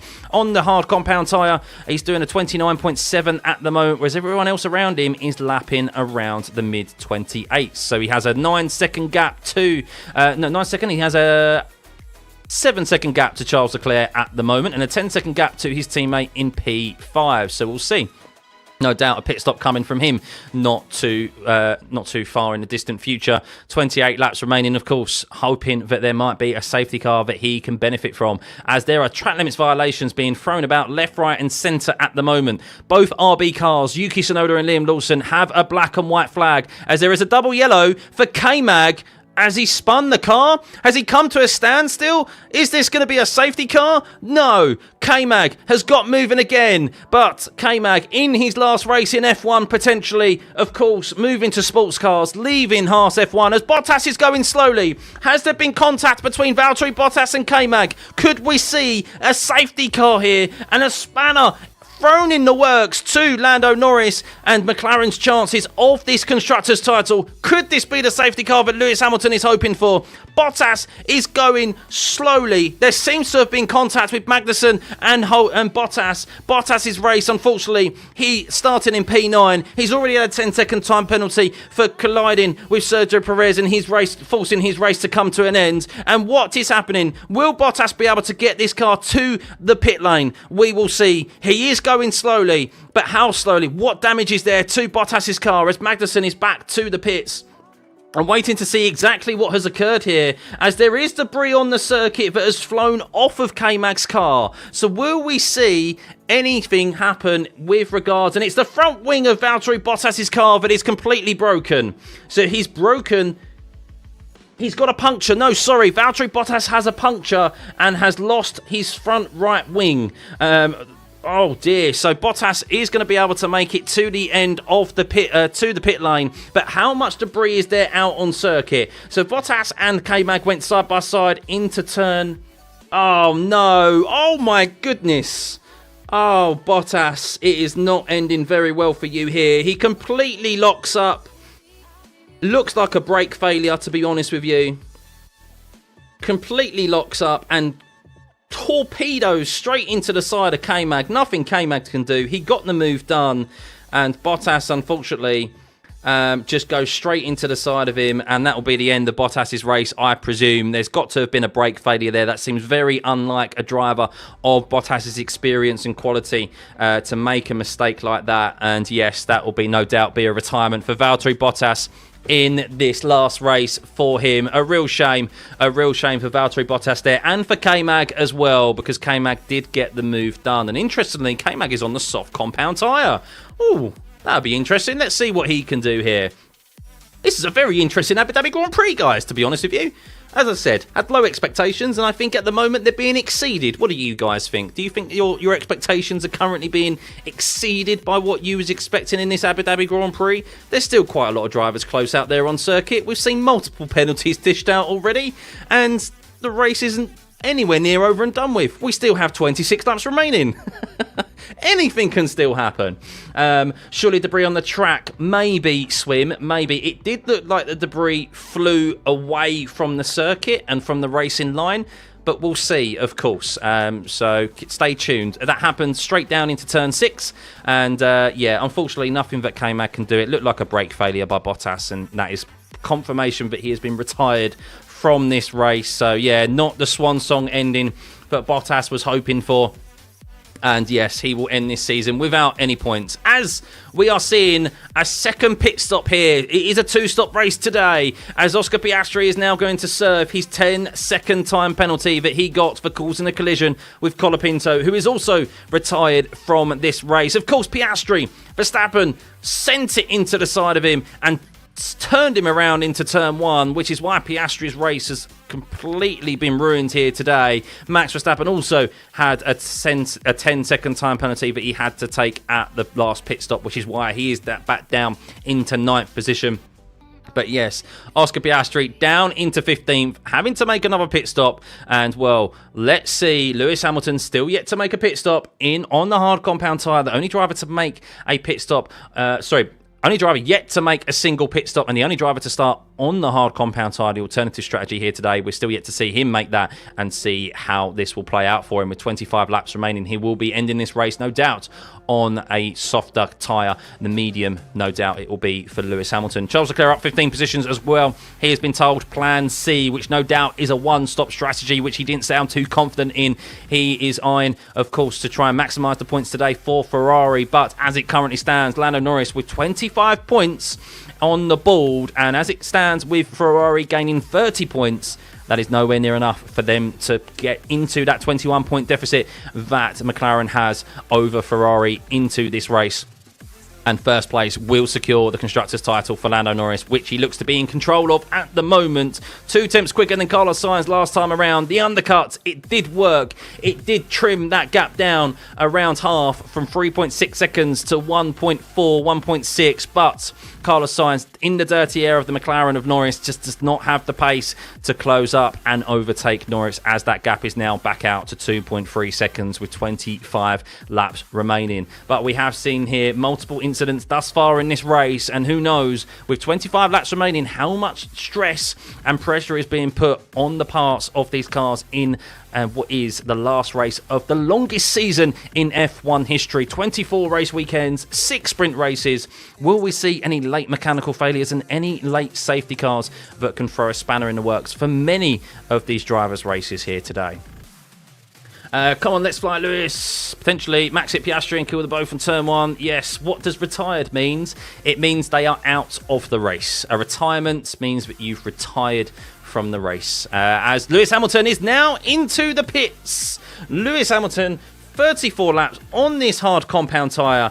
Let's see what Lewis Hamilton can do. What tyre is he coming out onto? No doubt the medium compound tyre with much lower fuel than everyone else who started on the mediums. He'll be much quicker. Will he be able to come out ahead of Fernando Alonso? The 2 former teammates, both world champions, nearly side by side through turn 3, and no doubt Fernando Alonso, who is on much warmer tyres. Will he go for a send on Lewis down into turn 5? He'll think about it. 3 multiple world champions here. Lewis Hamilton, Fernando Alonso and Max Verstappen separated by just a few car lengths. What a great sight to see. It's a shame it's not for the race win. It's a shame it's that these 3 aren't fighting for world titles anymore. As Fernando Alonso, does he go for the move in what has been a great race for Fernando Alonso in the Aston Martin? The best race Aston Martin have had for quite some time here this weekend.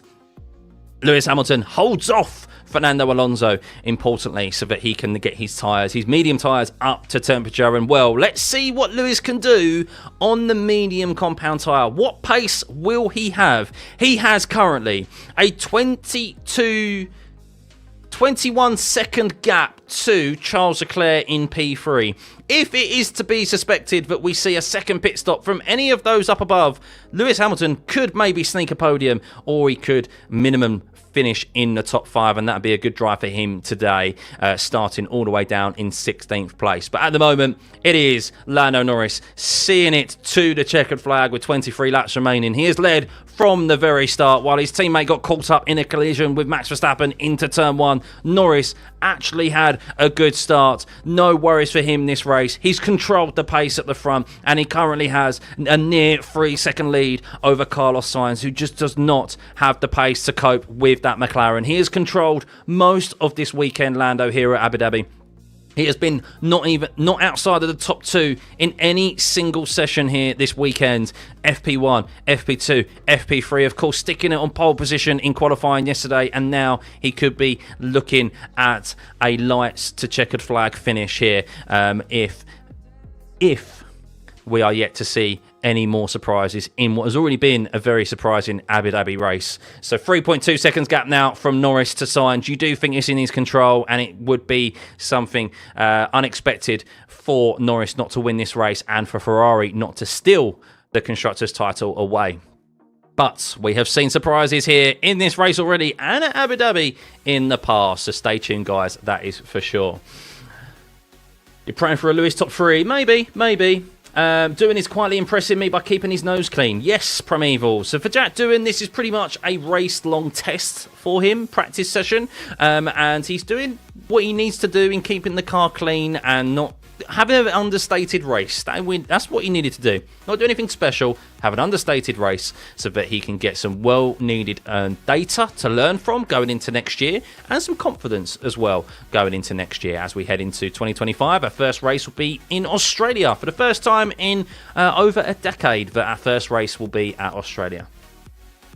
But yes, guys, thank you for tuning in and choosing this watch along here this weekend, and of course for the majority of this season as well. It's great to see consistent numbers as always. Over 34,000 subscribers. If you can continue to hit that subscriber button and let's get it to 35,000 subs, eh? Surely there's 1,000 of you in here who yet to hit that subscribe button, and get this stream to over 1,000 likes as well. Much appreciated as always, guys. But we still have 21 laps remaining in this race. Let's run through the grid as it currently stands, as everyone has now made at least one pit stop in this race. Lando Norris is P1, leading 3.3 seconds ahead of Carlos Sainz, securing 25 points as it currently stands for McLaren in this Constructors' title. That is enough, with 8 points, a P2 and a P3 for Sainz and Leclerc as it currently stands in this race, which is phenomenal for Charles Leclerc considering he started in 19th position today.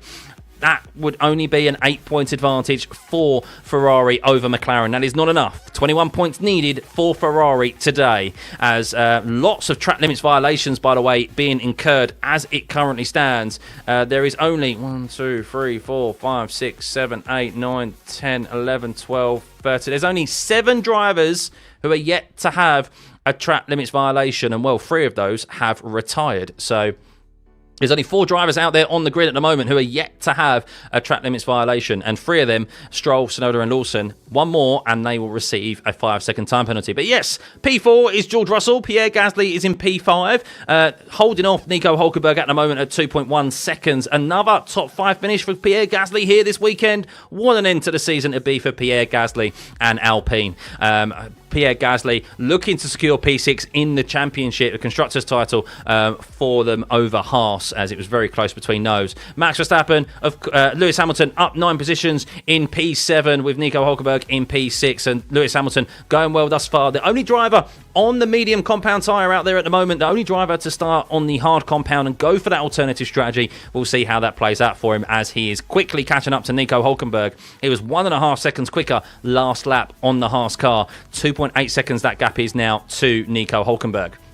Max Verstappen getting caught up in that incident and being given a 10-second time penalty for spinning Oscar Piastri round at turn 1 on the race start is in P8. Alex Albon up 9 positions at the moment in P9. That's quite an understated performance here from the Alex Albon at the moment. And Zhou Guanyu as well. Can they make it to the end of this race on this set of hard compound tyres? That would be 45 laps for them on this hard compound tyre. That is a tall order for them. We'll see if they can make that work, and that would be great points there for Albon. And 2 race weekends in a row that Zhou Guanyu could score points in that Stake F1 car. Of course, it's amazing what happens when you have a load of pressure taken off of your shoulders. Zhou without a seat for next year.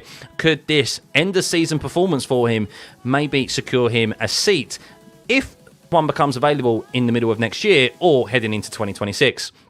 Yuki Tsunoda in P11, he is on 10-lap fresher tyres than Zhou and Albon. Of course, stalled it at the start of this race, and could he secure a point here back where he started? So we'll see if he's going to be able to close down that gap on Zhou and Albon. And Fernando Alonso, who's just made a second pit stop in P12, so I expect him on fresh new tyres to maybe get himself back into the points. We have Jack Doohan, as we just mentioned, quietly going about his business here, being chased down by Oscar Piastri, who is looking to recover some sense of this race after being spun round at turn 1, causing a collision with Colapinto and getting a 10-second time penalty. So it's been a horrendous race for him. He hasn't really done anything. The start, he didn't do anything wrong. It was an okay start. And, well, of course, Max Verstappen saw a gap and he went for it. There we go. Confirmation of that overtake there of Piastri on Jack Doohan.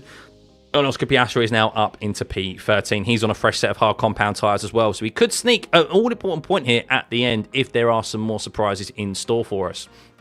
Lance Stroll in P15. Magnussen, who got sent into by Valtteri Bottas, is in P16 on the soft compound tyre there. And Liam Lawson, who is very fortunate to even be still in this race after his team failed to secure the tyres. He went back out there. He got given a 10-second stop-go penalty. And, well, Zhou Guanyu, just a confirmation there, is taking a second pit stop. So it is a two-stop strategy here today. So Zhou Guanyu, that will demote him down quite some way into P15. He'll be on a fresh set of tyres, though, as Nico Hulkenberg is overtaken by Lewis Hamilton there into turn 6. So Lewis Hamilton on the medium compound tyre, a fastest first sector for him out of anyone there today on the medium compound tyre, and he is now up into P6. Let's see what lap time this will be for Lewis Hamilton. And, well, he's now got Pierre Gasly in his sights. And, well, with quite a considerable gap to him and his teammate. Could he overtake his teammate? And could he overtake Charles Leclerc, who is looking to do a one-stop strategy? How much will Lewis Hamilton have left in his tyres by the time he catches them? We will see. Can he even catch them? As Lance Stroll also gets past Jack Doohan there down into turn 7. But Jack Doohan, does he feel like going back for another overtake on Lance Stroll? We'll see. He thinks about it. He's going for it, Jack Doohan. He's going for it with Lance Stroll. He's side by side. This is risky by Jack Doohan. It's Lance Stroll you're going side by side with. And yes, Lance Stroll holds onto the position. And unfortunately for Jack Doohan, he gave it an opportunity. And Lance Stroll holds onto the position with those 10-lap fresher tyres. But there we go. That is basically your run through the grid at the moment. Bottas, Colapinto and Perez are the retirements from this race. Sergio Perez, who got caught by Valtteri Bottas at the down into turn 6 on the first lap, broke his suspension, and he is out of the race. So unfortunate there for Sergio Perez. Colapinto got sent into the back to back off by Piastri. Another retirement from him. And Valtteri Bottas, as we know, a brake failure for him that caused a collision with Magnussen and broke his front wing and suspension. So yes, will there be anything more in store for us in regards to shocks and surprises with 17 laps remaining, guys? We will see. We will see. I'm going to end the poll in regards to who is going to win this race. Unsurprisingly, 45% of you said Lando Norris. I forgot that poll was even ongoing, so big thank you. Perez is cursed this season. He's cursed, but he's also not done very well himself. But Hamilton is already on the back of Pierre Gasly. A 27.7 for Hamilton last time around. The previous lap was a 27.7, and it was a 28.6 this time around for Lewis Hamilton on the medium compound tyre. As he's caught up to the back of Pierre Gasly. So let's see how quickly he's going to dispatch Gasly. I do think with that extra grip that he's got, that he will easily dispatch him down into turn 6. So he does have DRS, and how much grip has he got through that turn 5? And you can see there, just maintains the interval. Actually, 3 temps. He took a temp out of him on the exit of turn 5 there. See the DRS open, 0.1. Side by side, and he gets the move done before he even heads down into turn 6. Lewis Hamilton up into P5, and well, 16 laps remaining. Can he catch his teammate? Let's see. There is a 14.5 second gap between Lewis Hamilton and George Russell in Lewis Hamilton's last Mercedes race. George on the hard compound tyre, Lewis on the mediums. Let's see what Lewis can do. Can he catch George Russell? 14 seconds remaining to the two of them. This is going to be very interesting to see. A safety car for Lewis Hamilton now, or a VSC would be very nice for him, you would suspect. Would it be nice for him? Actually, I'm not sure, because everyone else would be able to pit. But yes, P5 for Lewis Hamilton, up 11 positions. Charles Leclerc going for the one stop. Let's see how long those hard compound tyres, in particular, how long will those tyres last for? And can Lewis Hamilton's medium tyres last long enough by the time he catches to them? Catching is one thing, overtaking is another, as we've found out quite often through the duration of this season. Even if Sainz gets P2, it'll be his last podium, something we thought couldn't happen. That is true, DJ. Yeah, that is true. Him standing on the podium would be great, with Charles Leclerc alongside him as well. But yes, Ferrari could have stolen potentially the championship, the constructors title, away from McLaren here at the last race of the season. I do think Norris has just comfortably got the pace over everyone today. As Lewis is told, how big is the gap again? And he's told 14 seconds. And Bono goes, you can do it. You can do it. As Jack Doohan also joins the likes of Stroll, Tsunoda and Lawson now with a black and white flag for track limits violations. So 4 drivers with 1 more track limits violation, and they will end up with a 5-second time penalty. Max Verstappen has just cleared Nico Hülkenberg into P7. So Max Verstappen recovering from that spin at the start into the side of Piastri and his 10-second stop-go penalty. But Lewis Hamilton, 27.6 last time around to George Russell's 28.3. 13 seconds now it is, or just over 13 seconds it is to George Russell with 15 laps remaining. Let's see if George Russell can catch... let's see if Lewis Hamilton can catch his teammate George Russell. This will be intriguing to see, won't it? He'll be wanting to end on a high. Who knows? He could have ended up on the podium here this weekend if it wasn't for the poor qualifying session yesterday. But even a top 5 starting from P16 will be a great drive nonetheless, as will Charles Leclerc's finishing on the podium after starting from 19th. Free penalty day. Get your hot streaming penalties. Or steaming penalties, yeah. Blue flag wave for Liam Lawson as he is being overtaken by Lewis Hamilton. A poor race for Liam Lawson here, but nothing that he could really do about it as his team sent him out on tyres that weren't attached correctly, and he received a 10-second stop-go penalty. As Charles Leclerc is told, like this, we lose the constructors or not.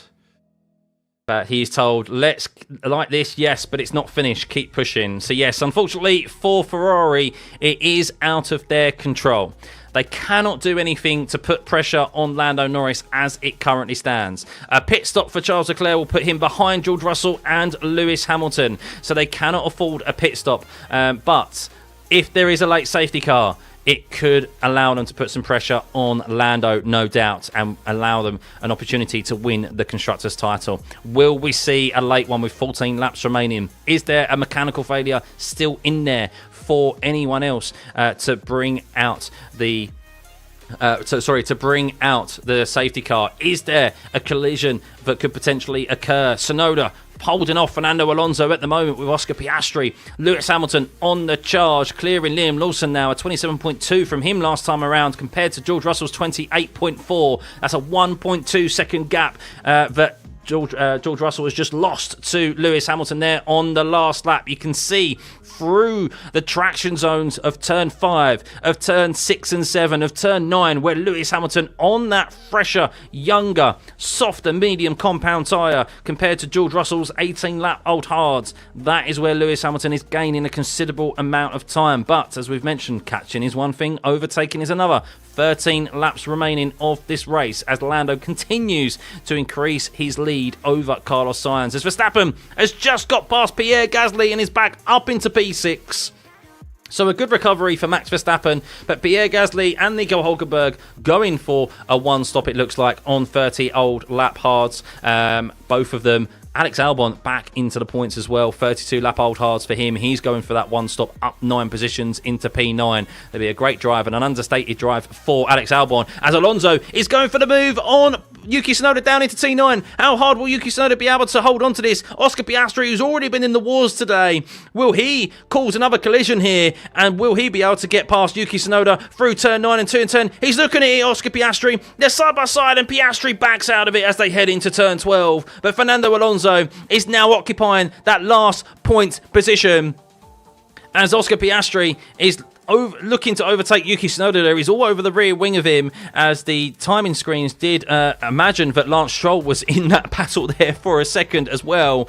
But Alonso, a good drive from him in that Aston Martin. Can he catch Alex Albon with 13 laps remaining? Alex Albon is on 33 lap old hards and Alonso is on 9 lap old hards. So last time around, Alonso took 1.2 seconds, even while overtaking Yuki Tsunoda, took 1.2 seconds out of Alex Albon. So can Albon hold on? I think it is only a matter of time, but we will see. Lando the man, he's just driven very well today. Very well. Wow, Oscar Piastri backed out, I said. Did he back out? He went very wide through turn 12 there. As Jack Doohan Has he just lost? Oh, no, it's blue flag. Sorry, I thought that was a track limits violation. But you do think Oscar Piastri now, with them close on track, you do think that Oscar Piastri with DRS, has he got the traction there out of turn 7? Will he be able to get past Yuki Tsunoda with DRS open down into turn 9? I don't think he's close enough. Of course, going for the outside line of turn 9 is difficult when you've got tyres that don't particularly have an overall advantage because you need that extra grip. You're covering more ground to overtake around the outside of turn 9. But Piastri does have 10-lap-old fresher tyres, so we'll see. Lewis Hamilton update on George Russell. That gap now 9.6 seconds. 9.6 seconds now.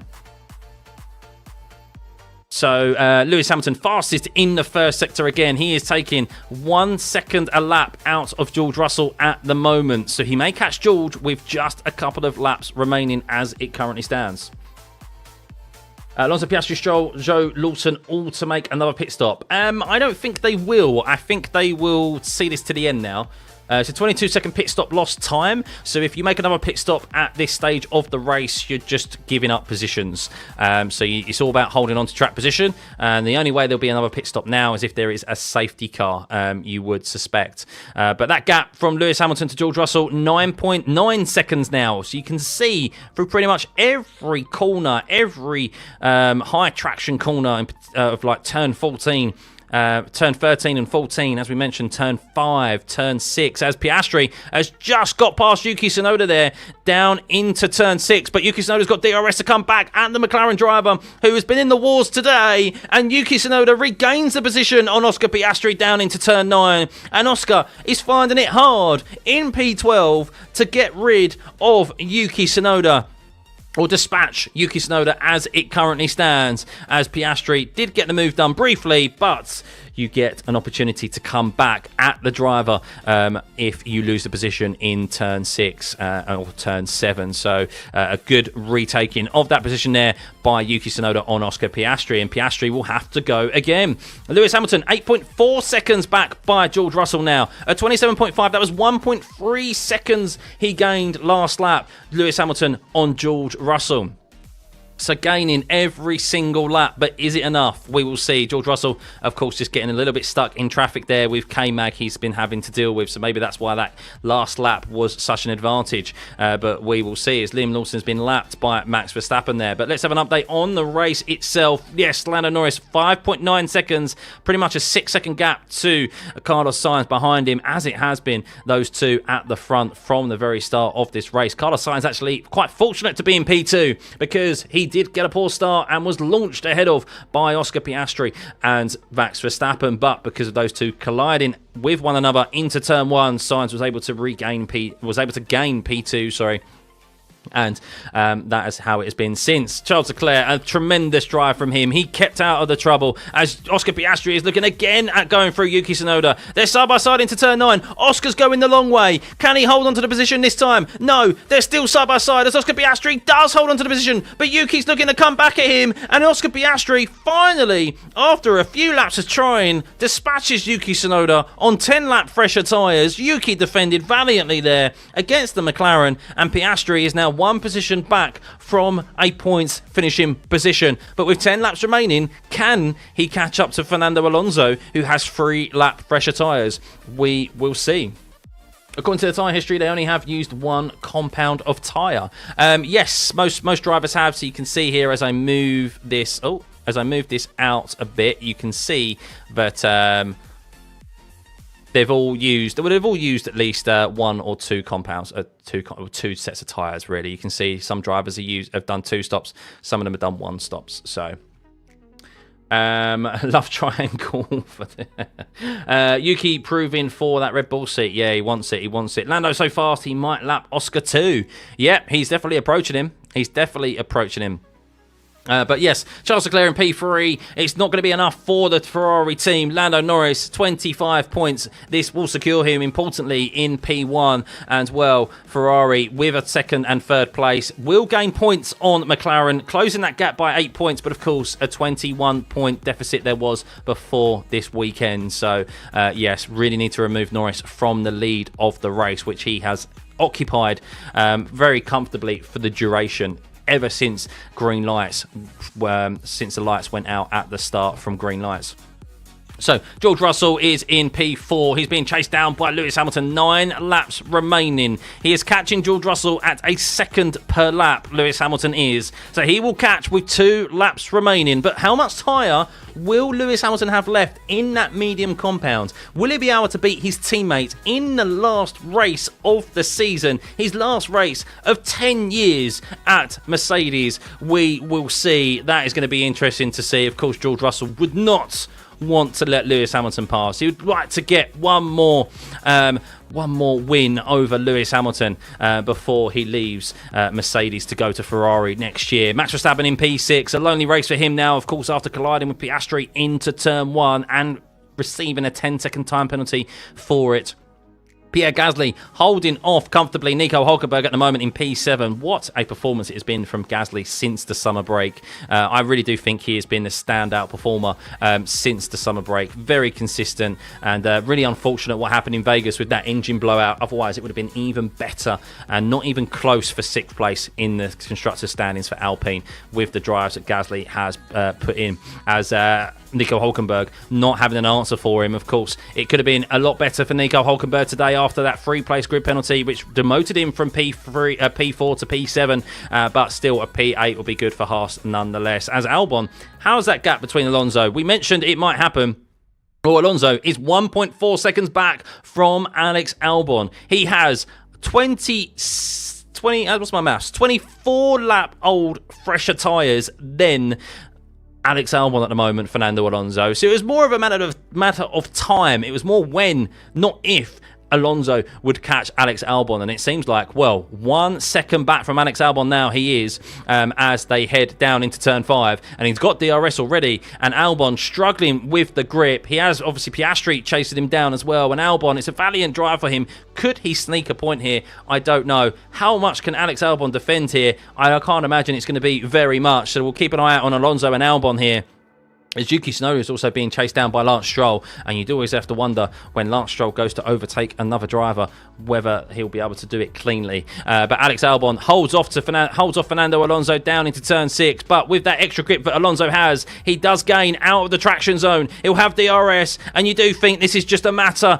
of formality here for Fernando Alonso and Alex Albon, and it is, as he clears Albon down into turn 9. No answer by Alex Albon to defending against Fernando Alonso, as Yuki Tsunoda and Lance Stroll are going at it. Stroll got ahead of him down into turn 6, but Yuki Tsunoda, as he did with Oscar Piastri, regains the position down into turn 9 and holds off Lance Stroll for another lap at least, until no doubt they get round to turn 6 once again. Zhou Guanyu and Jack Doohan also going at it, as well, as Doohan is just having a quiet race here today, trying to get some experience and some data heading into the season next year. Just using this as a test session, no doubt. A good race from him, nonetheless, keeping it out of trouble. Magnussen in P16 on the soft compound tyre. He's doing a decent job at the moment to try and drag this Haas home in his last race, potentially ever in F1. Of course, this is the reason why the soft compound tyre has not been used today, guys. You can see the lap times of Magnussen at the moment, 31s he is lapping in at the moment, compared to those on the hard and medium of Hamilton in the 27s. As Hamilton, that gap on George Russell with 6 laps remaining is now down to 4.8 seconds. Woo! Sainz needs to be careful of Stroll now. But let's keep an eye out on that battle, shall we? As Tsunoda and Stroll, again, down into turn 6. Stroll did get past Tsunoda down into turn 6 last time, but he's not going to this time. But he will have DRS, another opportunity down into turn 9. He does have 10-lap fresher hard compound tyres compared to Yuki Tsunoda, who's going for that one stop. Will Stroll have an opportunity down into turn 9? No. Stroll's lifting to let Carlos Sainz through. So blue flags for Lance Stroll. He lifts to let Sainz through. I did for a brief second there think Stroll had an issue, but it was to let Sainz through for the blue flags. If you don't let drivers through after a certain amount of corners, while blue flags have been waved, then you would receive a penalty. So that's why Stroll has lifted there in the most sensible position, down a straight pretty much, to let Sainz through. It may benefit him by taking advantage of Sainz then getting past Yuki Tsunoda, so we'll see. But Lewis Hamilton with that extra grip he's got, setting purple first sectors everywhere at the moment, as that gap is now 4.3 seconds to George Russell. But it does look like Charles Leclerc is going to finish in P3 as it currently stands. There is only around a tenth a lap difference between Charles Leclerc and George Russell, so he is not at risk of his tyres falling off a cliff here at the end of this race, as Piastri has now got ahead of Alex Albon into P10, and Piastri is recovered to a points finishing position as it currently stands. He is about to be lapped by his teammate, because unfortunately he got tagged by Verstappen down into the first corner and had got a 10-second time penalty later on for causing a collision with Colapinto. But Albon, a valiant effort from him. 40 laps on the hard compound tyre. The driver who has been out their longest on this set of tyres. And, well, it nearly has worked for them. Just finishing 5 laps short, really, of stealing a point after starting all the way down in P18 for Alex Albon. So, yes, it's the only kind of strategy Williams could try. Not had the pace here this weekend or in the last 3 races, to be honest with you, after having to go to old spec parts. Because of crashes with Colapinto and Albon himself. So, yes, the fact of it nearly snuck a point in there is a valiant effort for Williams. And Norris, well, he is approaching Oscar Piastri to lap his teammate. As Lewis Hamilton, 3.1 seconds, Lewis Hamilton is behind George Russell. Sorry, make that under 3 seconds now with 4 laps remaining. George Russell will be able to look into his rearview mirrors and see the bright yellow helmet of his teammate. His teammate who will be leaving Mercedes after 10 years at the team and will become a rival in the scarlet red of the Ferrari next year. But Lewis Hamilton, 2.6 seconds. What a drive this will be for both Leclerc and Lewis Hamilton come the end of this race. If Hamilton, even if he doesn't get into P4, I mean, you do suspect Charles Leclerc will do a driver of the day poll. Stick around for that to see who will get your driver of the day. I do kind of suspect who may get that. But 2 great drives from Leclerc and Hamilton regardless, even as it currently stands. But Lewis Hamilton with 4 laps remaining is now under 2.4 seconds to his teammate George Russell, who is on the hard compound tyre. Not only is he on the hard compound tyre, he's been on the hard compound tyre 7 laps longer than Lewis has been on the mediums. But as we know, chasing is one thing, catching is one thing, overtaking is another. There was a small chance that Sainz will overtake Lando. Only safety car could spice up the fight. There is no chance Sainz will overtake Lando. The only opportunity for that is if there is a safety car as we approach 3 laps remaining of this 2024 season, guys.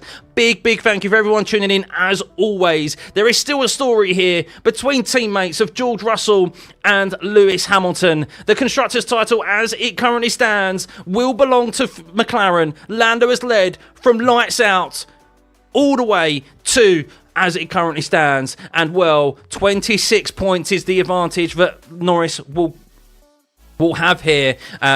He'll gain 26 points, but Ferrari will gain 8 points on McLaren. But of course, with that 20-point advantage that they had coming into this weekend, to P2 and P3 is not good enough for Ferrari. But it's been an interesting race nonetheless, as Lewis Hamilton is 1.6 seconds back from George Russell now with 3 laps remaining. Can he do it? He will have DRS, no doubt, next time around, and we'll see how hard George Russell will be able to defend from a charging Lewis Hamilton. The car has been good here this weekend, but of course, spoilt by the poor qualifying yesterday, going out in Q1 as Lance Stroll gets past Yuki Tsunoda, and even if these two collided right here, a late safety car would not throw a spanner in the works for Lando Norris and McLaren's Constructors' title hopes, as there is not enough laps remaining as Lando Norris is about to start the penultimate lap of this season, as Lance Stroll does hold off Yuki Tsunoda there in P12, and that is that for Yuki Tsunoda. Of course, he has a test in the Red Bull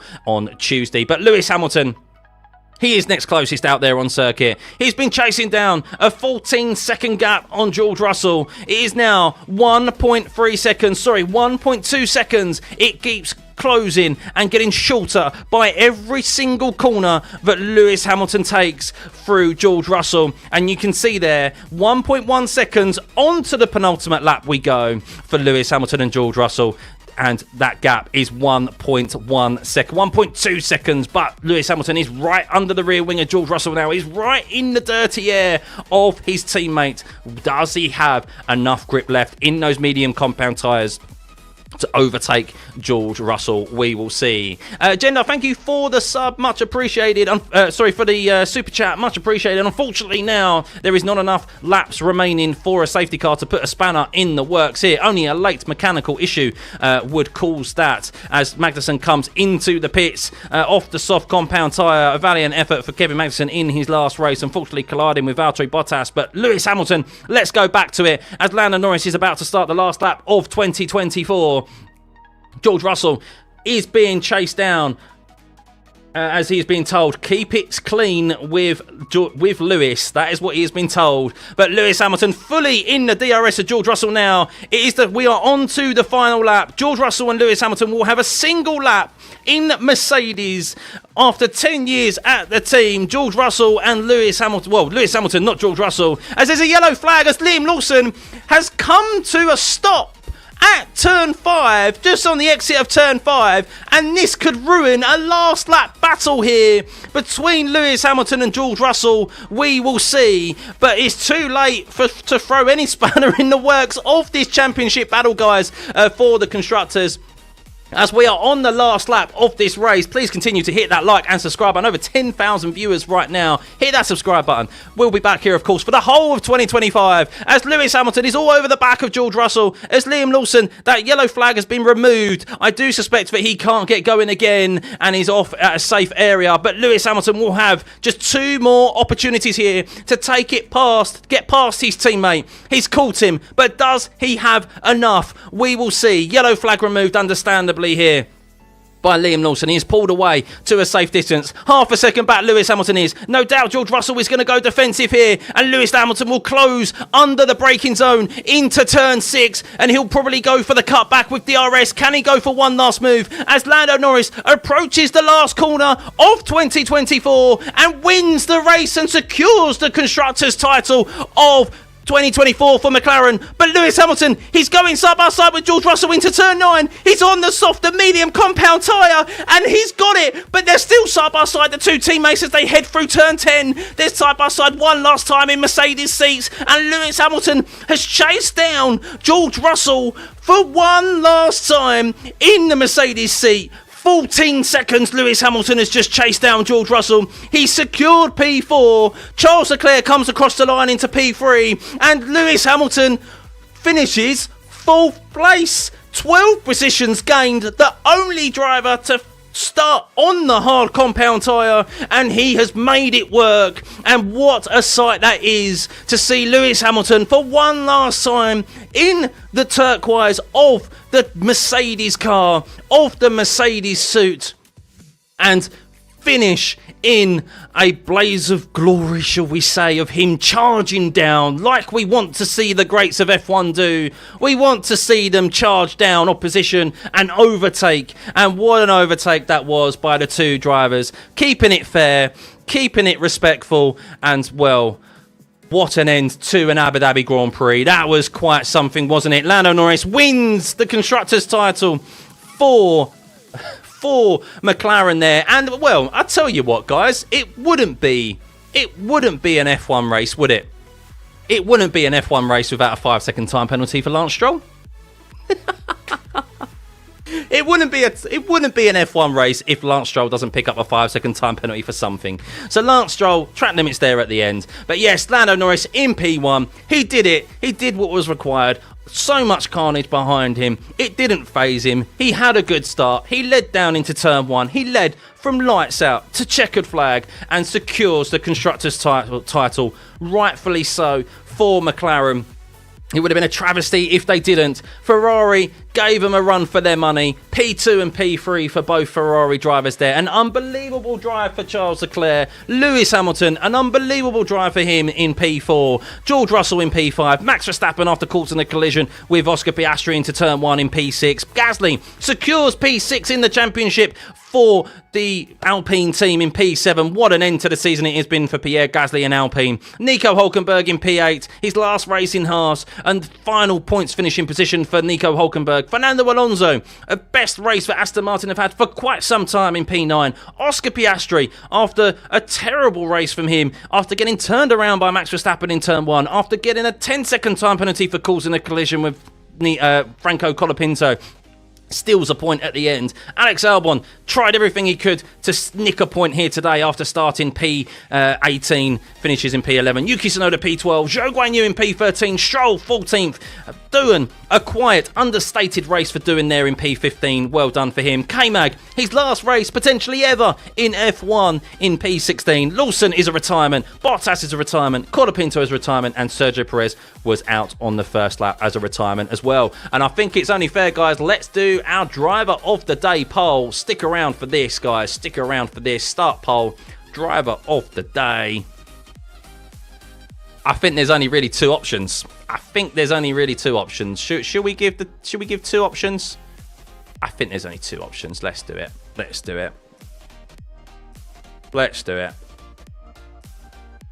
There's only two options.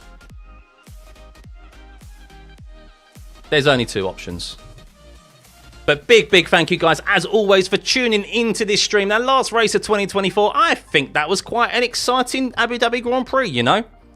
Thank you, Max Verstappen, for causing that carnage at the start of the race, eh? Thank you for causing that carnage at the start of the race. Yes, without that, it could have been a very boring race, and McLaren could have just driven off into the distance. But yes, well done to Max there for making it interesting. And yeah, so much carnage down the rest of the field. Not a lot of really mechanical issues there. Colapinto retired, I think, mainly due to the collision with Oscar Piastri, which wasn't his fault. And of course, Bottas retired as well. Mechanical issue, it seemed to be for him, for either a big lapse of misjudgment from him, or it was a mechanical issue with the brakes failing and he went into the side of Magnussen. And Liam Lawson, well, his team ruined his race there today with that botched pit stop. So, woo! What an last race to the end of the season, guys. Big thank you as always. Hit that subscribe. Let's get this stream. 34,500. Go on, guys. You can do it.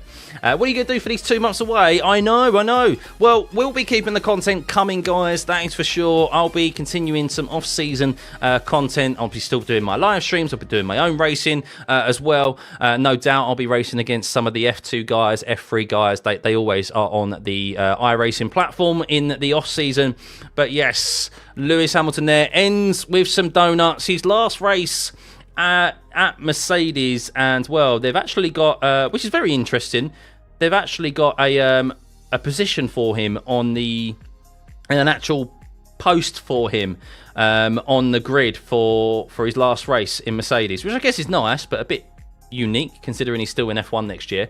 But yes, at least he recovered from a poor qualifying yesterday, and it's a good send-off for him. But yes, importantly, McLaren have won the Constructors. Let's have confirmation of that.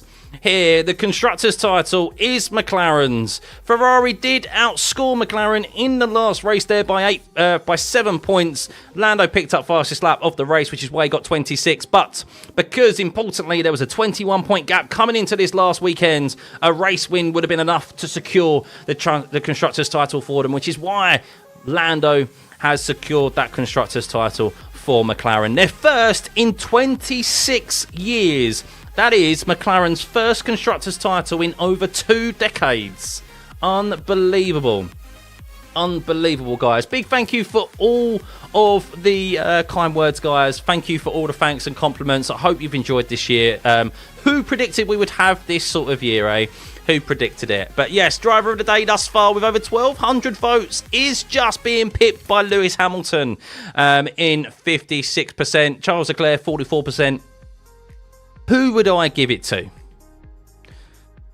Oh, I as much as I'm a fan of Hamilton, I think I have to give it to Leclerc. I think the fact that Leclerc started in P19, the fact that he navigated his way brilliantly around all the carnage in the first couple of laps, and then the pace that he had, and just to manage the race that he did, I think he does. I think he does deserve it, but only just more so than maybe Lewis. And they could equally have it. But if I had to choose someone, I think considering what was on the cards as well in regards to the pressure of trying to make this constructors title close at the end there, I think it just has to go to Charles. So thank you, Lee, much appreciated. Lewis did he have a slower car? I mean, maybe just he had a slower car, but I think the difference why is that Charles made more on-track overtakes as well. I think. Did he make on more on-track overtakes? I don't know. Maybe I'm actually chatting crap there. Lewis did make a few overtakes on the mediums, didn't he? Either way, they both have quicker cars than the rest of the field. But yeah, what a last lap overtake by Lewis Hamilton and George Russell. So could have been a tie. Yeah, it could have been a tie. To be honest with you, I could quite happily give it to either of them. I think they both deserve it. I think just because Leclerc started P19 as well. But yeah, so thank you, Vince. Much appreciated. Much appreciated. You might have Lewis because he had a bad season, but Leclerc deserves it. Yeah. No one's hating on Lando. I don't think anyone's hating on Lando, have they? Nikki, you're glad to have found this channel. Thank you. And I'm glad so many of you have found it too. I love bringing you these watch-alongs, guys. I love bringing you these streams. Of course, as always, I need to just do... I want your questions... I'll do a post-race review, of course. There's quite a bit, no doubt, that you might want to discuss. But let me just double-check. Hang on, I need to post it. What a race. Well, I think I was actually I'm really happy with that race. I really am. I thought that was a good race. Surprised. But we needed carnage, though, didn't we? We needed something. We needed something to really spice it up. Otherwise, you don't get that. So let me just... do this. So go to the community page, guys. Of course, we're going to stick around and have a chat as well. I'm not diving off just yet. We'll take everything in. What is it? Abu Dhabi GP? Abu Dhabi GP. There we go. Post. So go to the community page. As always, guys, leave me your questions here. I want your questions and I'll answer them in a review video afterwards. Of course, we'll do like a season review as well. I'll do that. I've got my predictions to look through. We need our predictions to look through as well. So thank you, Tom. No, much appreciated, Tom. I've been watching in here all season. Continue to watch the iRacing streams. Thank you, Frenzy. Lewis is still in the interview area with his car. Piastri. Oh, did Piastri get the point? Did he, King? Okay, fair enough. Fair enough. I thought Norris got it. But yes, Lance Stroll. Interestingly, this is how many drivers had track limits violations here, guys. So you can see Lance Stroll picked up a 5-second time penalty at the end of the race there for track limits violations. Tsunoda and Lawson spent the majority of the race without having to get a track limits violation. Jack Doohan picked up 3, as did Piastri. So lots of drivers here picking up track limits violations. I think Norris is like the only driver who didn't get one. Who else am I not recognising on there? Zhou Guanyu as well didn't get one. Bottas, Colapinto. I mean, they went out quite early, as did Sergio Perez. So, yeah. Thank you, Verizon. Don't do anything we won't do anything stupid, tag. Don't worry. No, thank you, Si. Yeah, no worries, guys. Of course, if you've enjoyed this season, hit that like and subscribe button. Importantly, hit the subscribe button because we'll be back, of course, for next season. We'll be keeping the content coming for you guys as well. Unlike other channels out there who may just go quiet for the next 3 months, 2 months, I'll be continuing to provide you guys content. F1 doesn't stop. There's still going to be some F1 news. There's still going to be... I mean, the FIA are sacking people left, right and centre, so there'll be plenty to discuss with the FIA and the governance of the sport. So who knows what's going to happen there. I still think there might be something bubbling there with the FIA and Formula 1 management, no doubt. We'll see. I'll be very surprised if the FIA are even managing F1 in the near future, especially if MBS has his way and he wants to basically be a dictator and become Chancellor Palpatine of the FIA, then yeah, we'll have plenty to discuss still. So continue to tune in. In Australia, we'll host the first opener again since... Is it 2019 they last hosted the opener? I thought it was longer than that. Is it really only 2019? I thought it was a lot longer than that. Fair enough. Feels like the last day at college. We all miss your live streams. I'll still be live streaming, but yes, we're so looking forward to next season already. I'm so looking forward to next season already. Here's an interesting one. Let's run. We normally do what you would rate this race out of 10, right? I'm not going to do that. I'm not going to do that. Let's do this.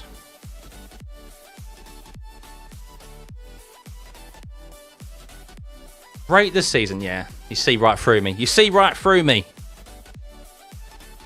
5 to 6. Wait until I put the poll up before telling me what you think. And then 9 to 10. I have to do it kind of this way. Yeah. What do you think out of the season? So, yeah, I'm not entirely sure about that, David. Yeah, the special spot for Lewis's last race in Mercedes was a bit odd. I'm not going to lie. It's only his last race with Mercedes. He's still in F1 next year. So, when will be the first race in 2025? Well, let's have a look at the calendar for next season, shall we? 2025 calendar. F1 would help. So, this is the calendar for next season. So, hang on, I need to ensure I get it from somewhere else. Images. There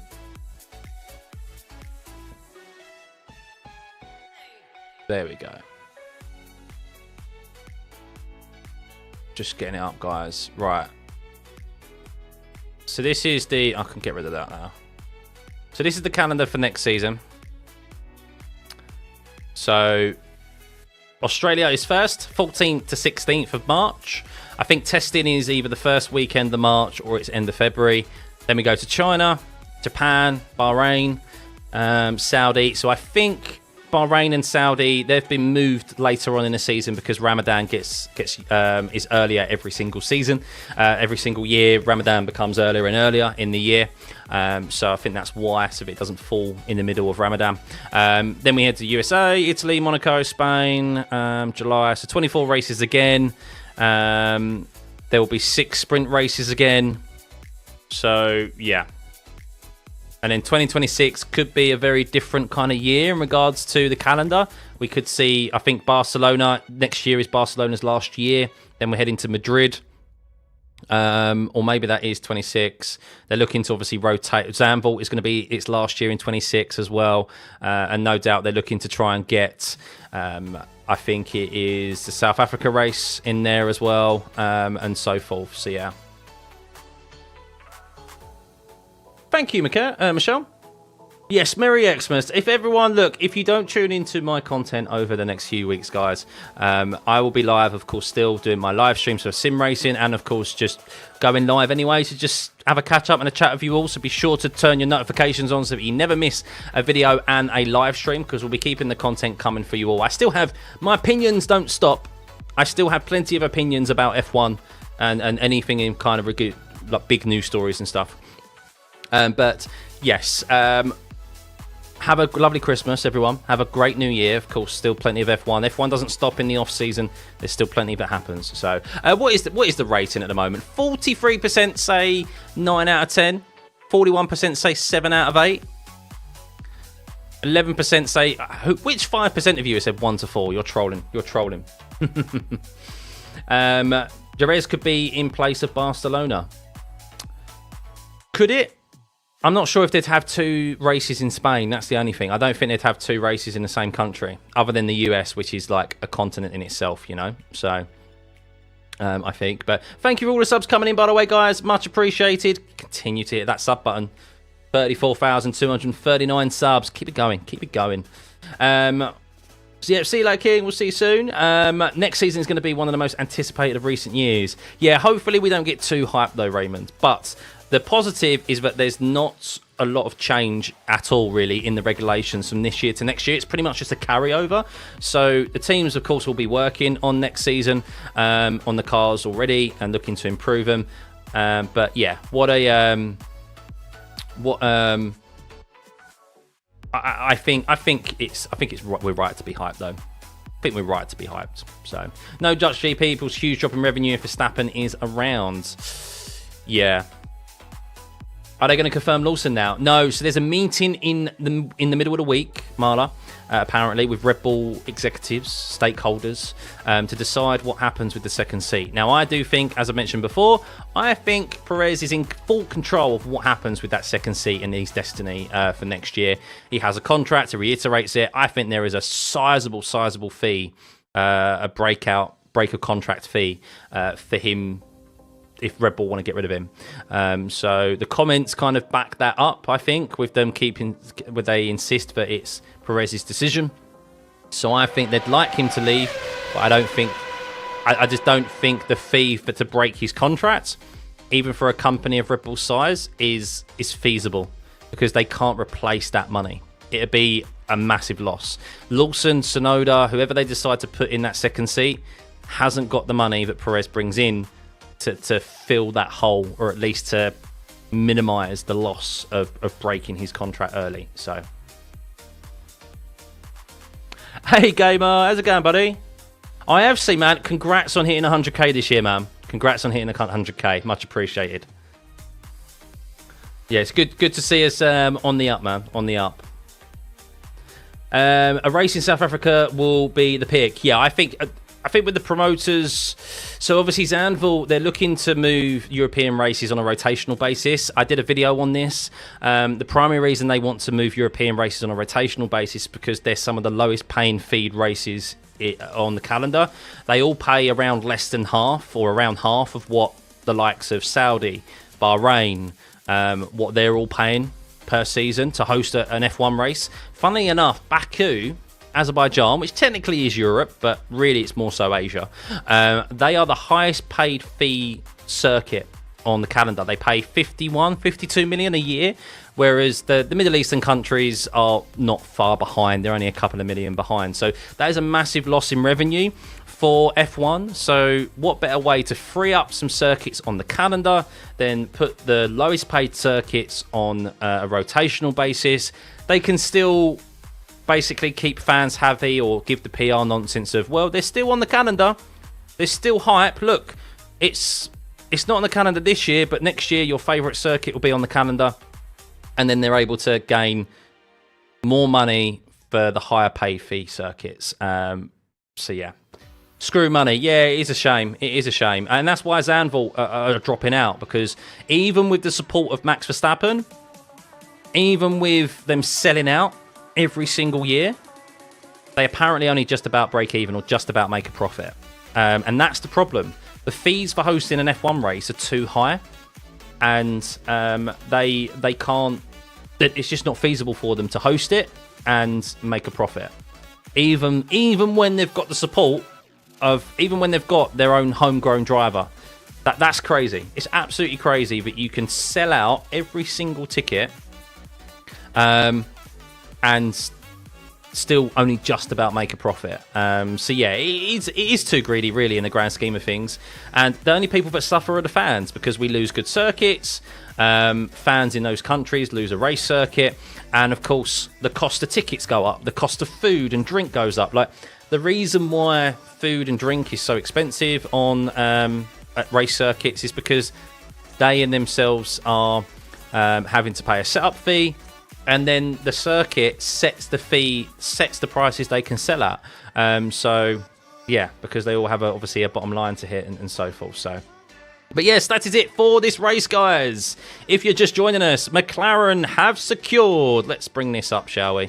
Let's bring it up over here. You can see here. So McLaren have secured the Constructors title. Can we move that over? There we go. I can move you guys here. McLaren have secured the Constructors' title. Norris, with that race win, secures P2 in the championship as well. There was a potential that Charles Leclerc could finish P2, which apparently he had a sizable bonus for. Actually, I'm going to move this over here because we can have a look through the Constructors' title as a whole as well. But yes, you can see that McLaren there, 26-point gain there, 33 points. Ferrari, not enough. They needed 21 points, so that's not sufficient. Red Bull finished P3. That's extra wind tunnel time for them. That's why they were happy to keep Perez, but it looks like they now want to change their decision for next season. Mercedes in P4 for them. Aston Martin in P5. No man's land for most of the season, to be honest with you. We'll see if they can make advancements next year. Adrian Newey, incumbent, but he will not have really much, if any, influence on next season's car. It's all about 26 for Aston Martin. Alpine are in P6. They secure P6 there with Pierre Gasly's P7. What a drive from Pierre Gasly once again. A great end to the season for him. Since the summer break, really. I think he's truly been the outstanding performer on the grid. Oh, hang on. What's that there? Something else has just dropped down. Oh, no, double yellows. Okay, I thought it was a post-race penalty coming in. Wouldn't surprise me with the FIA. Haas finishing P7. Valiant effort from them finishing P6. To be honest with you, great performance from Haas. I think arguably the most unexpected performance of this year. I really thought Haas would be at the bottom. So fair play to them. Could have scored more points, really, if they had someone better than Magnussen, than K-Mag. I think if they had a better pairing of drivers, they could have scored considerably more points and finished higher, maybe even pressure. I think they could have pressured Aston Martin for P5 in the championship, Haas, if they had someone more consistent like Hülkenberg. RB, of course, a poor end to the season from them. The last few races, they've really fallen to the wayside. Had an opportunity of finishing P6 there, but they finished P8. Williams, struggled really this season. They had a bit of an uplift, didn't they, with Colapinto joining. But yeah, with those crashes and with them being at the top of the cost cap, reverting to old spec parts, a real shame for them. And Kick Sauber, 4 solitary points for them with Zhou Guanyu last week. So, but they have had an increase in performance with them finally bringing some decent upgrades in the last 3 races for this last triple header. So for Hülkenberg heading there next year and Bortoletto, that does bode well a little bit for them, that they can at least fight for points, maybe for the start of next season if they actually decide to spend some money. So, see you, David, much appreciated, man. Who's going to get the most tunnel time? Stake F1 will get the most tunnel time. So it works backwards. So 10th, the lower down you finish, the more tunnel time you get. McLaren will get the least, and then Ferrari will get obviously next, and so forth. And then there's prize money. So would it not be beneficial to appeal or stream? What? Not sure what that means, to be honest with you. But yeah, no, thank you, Foster. Much appreciated, guys. Much appreciated. It has finished. Yes, if you're just tuning in, of course, it has finished. There is your final positions finishes. One last time. We have Norris in P1. Controlled the race. Absolutely controlled the race.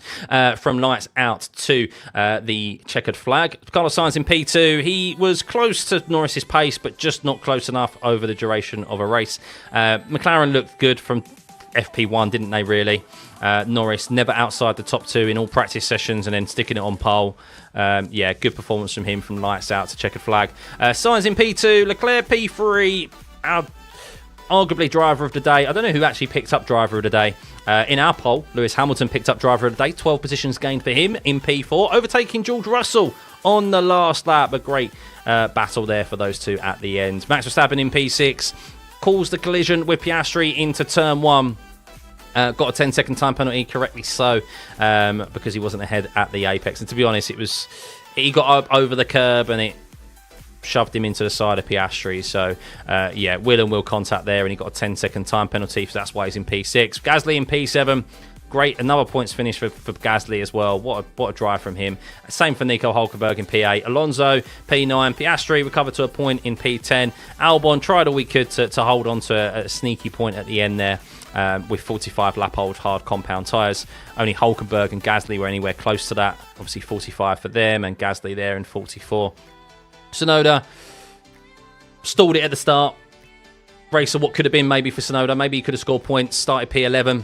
Stalled it at the start and dropped to the back of the grid down into turn 1. Zhou, P13, Stroll 14th, doing a quite understated race for him, exactly what he needed in P15 just to build up some confidence into next year. Magnussen 16th, and then Lawson, I mean, his race was ruined by RB by not putting his tyres on. He had to go round slowly for a single lap, got a 10-second stop-go penalty for it, and then he ended up retiring from the race on the last lap. Bottas 18th, terrible race from him. Collision with Perez, which retired Perez, 10-second time penalty for him as well. Then he collided with Magnussen. Not the last race that he wanted after the high of qualifying in the top 10 yesterday. Colapinto picked up damage from Piastri going into the back of him. And then Perez, well, yeah, out lap 1. So, because of Bottas. Sainz ended his last season for Ferrari pretty well, even if they don't get the World Championship. Yeah, exactly. And at least he gets to stand on the podium one last time. So Charles did win driver of the day, did he? Okay. Fair enough. Thanks, Georgine. Yeah, no worries. Good to see you guys. Good to see you. Alonso would be a good pairing with Lando. You reckon? Max gets dive bomber of the day, yeah. Mad How Norris got a stop-and-go penalty for his yellow flag violation the other week, but Max ends someone's race and gets 10 seconds. Yeah, it's health and safety concern. So they've always taken health and safety infringements seriously, more seriously than we say like driver infringements or racing infringements. It wasn't dangerous what Max did. He's entitled to go for a space and try and make an overtake, but if you fail to make that overtake and you're deemed to be at fault for it, then yeah, you should deserve a penalty for it. So yeah, and he didn't really have any issues with it. He just went on the radio, damn, that's unlucky. I got up on the curb, like so. Yeah. Thanks for the stream. Got to run. Yes, no worries, David. We'll keep the content coming as well. Turn your notifications on, guys, because we'll be keeping some F1 content coming out through the off season. I'm going to do a post-season review. Of course, I have my predictions that I made at the start of the year to look through and see how terribly wrong I got them. I kind of remember some of my predictions. I don't remember a lot of them. So, no doubt we've got some right, but we've got most of them wrong. So that'll be interesting. Stay tuned for that, guys. That'll be good to run through.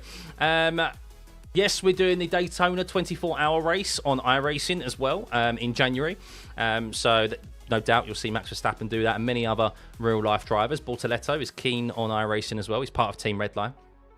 So yeah, we'll still have plenty of content and live streams coming your way in the off seasons, guys. And before you know it, we'll be back to F1. We've got the F1 livery reveal thing. When is that on? I'm gonna see if I can stream that. Now, I'm worried about copyright because F1 is a bit tricky when it comes to copyright. We'll see. I don't think I'll be able to live react to it with the coverage, but we'll be able to do kind of a side-by-side with it. At least. No doubt all the liveries will end up on Twitter straight afterwards or at the time as they're revealed, and we'll be able to do like a ranking system and stuff, and we can at least watch it side by side as it goes on. So you want to see the Piastri incident? Let's see if I can get a shot of it. I can't show you it because that is Oscar Piastri, by the way, earlier on the Aussie and him came out. Piastri on the radio after the contact. Yep, move of a world champion, that one. Beef.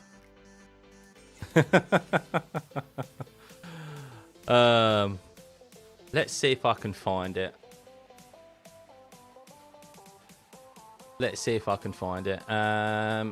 is footage of it, but I can't show you it. I tell you what I could do. I could link it. It depends on which country you're in. You might be able to get this. Let me link it. If you want to see it, I think you can see it from here. Yeah, you can probably hear that. There you go. Check that out. I think you should see that because it's on a secondary page. It's on like a fan page, so that you should be able to get that. So. But yeah, I mean, it's definitely on Max. He kind of held his hands up to it from what I see, so. 5 years ago, I said to my friend, I bet Verstappen will win the title multiple times in the next 5 years. I told him so, and it happened. Hope you put a few pretty pennies on it, Stephen, because you might be a bit of a richer man by now. Is Max and George going to kiss and make up on the off season? Probably, Lee. Yeah, they'll probably let it die down, and I say they're not. I don't think they'll ever be best mates. And all it will take is one incident for it to all flare up again. That's what will happen. It's like anything. It'll die down. They'll get on with their jobs. They'll probably play paddle together a few times. But then, as soon as they have another incident out on track, something will happen again. Like it will flare up again. So now, none of that about Max. You can dislike a driver, but let's not name call. Bottas got a 5 grid position penalty for that incident. Did he really? Max and George will have a pillow fight. It will be okay again. It will be okay again. Yeah. So 3+ penalty points. Oh wow. Well, I mean, he's not even. It's yeah. We'll see. Oh wow. So this is something, guys. This is something. That is credit where it's due. I want to show you this.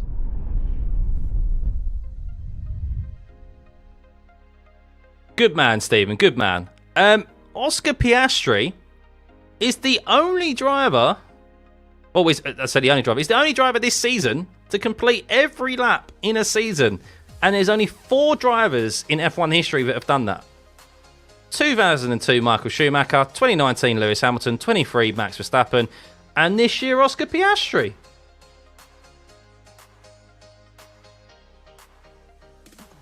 Yeah, he is, yeah. I didn't think that. Hang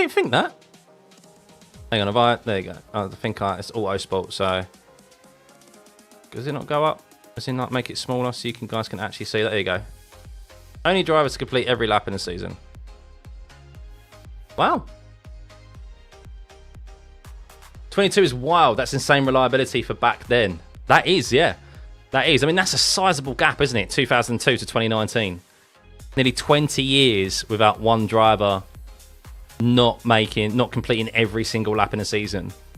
And to be fair, that's crazy that even 19, 23, and 24, but these... Actually, it's crazy for these two have been able to do that in the last 2 seasons. That just showed... Because we've had 6... I assume that includes 6 sprint races. That includes 24 race weekends. 24 races. That's a lot of laps. That's a lot of laps for Oscar Piastri to complete this year. And even last year for Max as well. Like there was 5 sprint races last year, right? Was there 5 or 6 again last year? Just similar for Max last year as well. Like the reliability now of these cars is ridiculous. Will they give a penalty for Lewis doing donuts? No, they always allow him to do it on the last race, don't they? So, was Gasly the cleanest driver this year? He was, yes. Yeah, he was the cleanest driver. He only had one... so technically speaking, Gasly didn't cause any damage to his car throughout the duration of this year. He had that engine blowout in Vegas, but that's not his fault.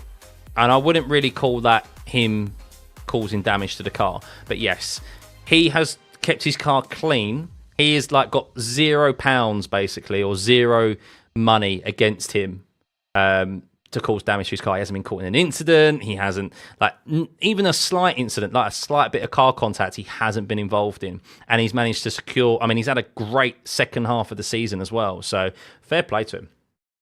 Do delivery stream with a 20-minute delay to avoid copyright. No, it would still get flagged, pro. That's the problem. It would still get flagged as that, like the bot that YouTube has, it would still flag it up. So I'll probably, I don't know, we'll see. There may be something that comes out of it with F1 being a bit better with copyright. I don't know. We'll see. But I will probably just do it kind of like this scene. I'll probably do it like this scene, or I'll set a separate scene up, and then as soon as the livery is, we'll watch it, and then as soon as the livery is revealed, we'll show it to you, and then we'll rank it and stuff. So everyone will have free access to it on YouTube or whatever. So yeah. Cool. We'd just like to thank me for being here with you for all the races. A great commentator and YouTube pundit, I would say. I'm so excited for next season. Thank you, buddy. Much appreciated. Much appreciated. Yeah, look, I love doing these. I love the commentary. I love the punditry and stuff as well, giving my opinions and that. And I love the back and forth that we have. We're able to enjoy F1 together and have these discussions. And it's okay. It's okay to disagree with me. Okay, it's okay to disagree with me and have a little bit of back and forth. And next year, yeah, it could be bigger and better. And I hope to see you all back. Yeah, I could never have imagined where we would be with the channel now, and hopefully next year we can end next season even bigger, and who knows, maybe end the season with it being like a full-time gig. That'd be amazing. Norris needs to come out next season with different mentality. Rates Max as one of the top 3 drivers of all time. It may not be true, but it means Lando sees himself in the lower category. Agree, Drew. Yeah, he definitely needs to be more aggressive. He needs to realise he has to have more belief in himself, I think, as well. I think he's very harsh on himself.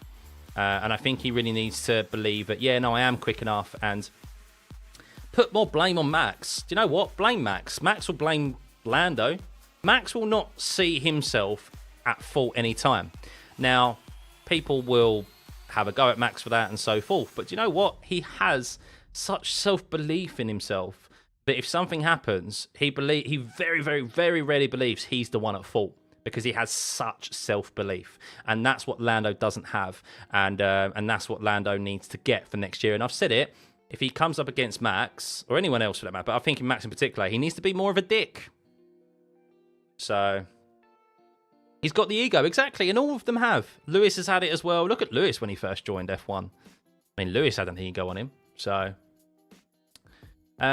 just wait for the F1 channel highlights or the Sky Sports extended highlights. Yeah. I think he did it with this race. He declared that it's his year next year. Yeah, we'll see. We'll see. But do you know what, though? I still think McLaren have really ballsed up this year with the drivers. I think it was there for the taking this year. But I don't think McLaren... So I think this is primarily... I have real big issues with the way McLaren have gone about their business this year with both titles. In particular, the drivers. I think they never truly once believed Lando was in the title fight until it was too late. So, Hungary, which was what? What race was Hungary? Let's remind ourselves what race was Hungary. So Hungary was round... Oh, fuck, there's so many rounds by then. 1, 2, 3, 4, 5, 6, 7, 8, 9, 10, 11, 12, 13. That was round 13, right? So we still had 11 races after that. Even before that, right? They should have seen the advantage that they had in Spain, Austria, Silverstone. They should have seen, at minimum, the halfway point, that they had the car to considerably close up the gap on Max. Considerably. And they never did.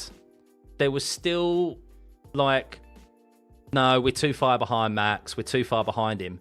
But your car is easily qualifying in the top 3 every single race weekend. Max's car, sometimes it's quick, sometimes it isn't. You can easily close down the gap in the drivers. And they never truly believed it. And I think that then is passed on to Lando's mentality as well. He hasn't then got people going to him, look, Lando, you can win this. Like, you can truly win this. Like, and I get it maybe at the time in the middle of the season, maybe not prioritising both drivers just yet. But for them not to believe that neither of them could truly win it, specifically Lando, who is ahead of Piastri at that point, I think that they should have given him that mentality, and I think that's played an aspect in them not scoring the points that they've done. And then by the time Monza obviously was a tipping point for them. I mean, Hungary, Lando should have just held on to that position anyway. Monza was a great way of them repaying Lando's the belief in Lando for a World Drivers' Championship. Remember all that hoo-ha over the radio, the begging over the radio that you're going to need your teammate and all that and stuff. If I'm Lando, I'm going in there and throwing my toys out the pram and saying, you need to back me. Like, I have true belief in there. And I don't think he ever... And yeah, I agree, Foster. I don't think he ever looked like he wanted it enough or ever truly believed that he had it enough. And he probably had people around him telling him that he couldn't do it. And I think if that's another driver, if that's Max, if that's Lewis, if that's someone else, I think they have enough self-belief in themselves to go, no, F you. I definitely have enough.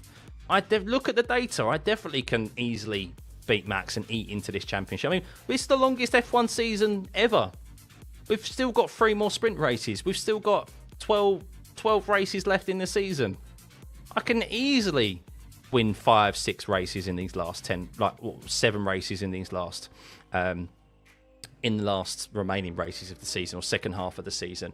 But yeah, they never did. So I think McLaren are as much to blame. Small team mentality. Yeah, I agree. Yeah, I think they're as much to blame as Lando is, and I think that fed down to Lando. And the thing is that they nearly blew the Constructors' title. There's no way this Constructors' title should have gone down to the last race of the season. Like, if I know, obviously, there's lots of people out there who would have wanted Ferrari to win. I at least wanted it to be closer. So we had some intrigue in the last race, which I guess we did, but that should never have gone down to the last race of the season. That should have been wrapped up 4 races ago. So, what time did the race end, Stuffeyy? The race ended about 45 minutes ago, I think. 40 minutes ago, something like that. Next year, should I do watch MotoGP on weekends? We don't have F1. It's difficult, Ganai. I'm actually looking forward to dialing the. I'm actually looking forward to having some weekends back to myself. And just do like some sim racing and just like do other bits really. Of course, I've got a little now as well. Want to do things with her at the weekend and the family. So I would do. I tell you what, I would be interested in doing though is if F1.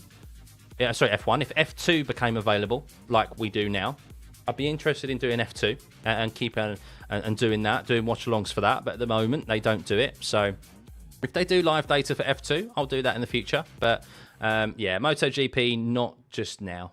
So hopefully this Constructors' title should fix McLaren's mentality back to the old days. You'd think so. Yeah. Small team mentality, GI. Small team mentality. And I do agree with that. I do think they had a small team mentality throughout the duration of this season. They've even said it themselves. They didn't truly believe that they had to learn how to win again. They've been frustrated. They've been so used to being a midfield team for the last 5, 6, last decade, really. This is the first time they've had an opportunity. I mean, it's their first Constructors' title in 26 years. I'm 33. Like, I couldn't believe they last won a Constructors' title when I was 8 years old. Like, that's ridiculous. That is ridiculous of a team like McLaren. So, Max taking Ayrton's, if you no longer go for a gap quote too seriously. Max just wanted to spice up the Abu Dhabi Grand Prix, you know. Is that a signed poster? It's not a signed poster, no. No, it's just a poster that I bought from D-Plate online. So they do a number of posters online that you can get any kind of driver that you want, really. I really want to get the Mika Hakkinen one, actually.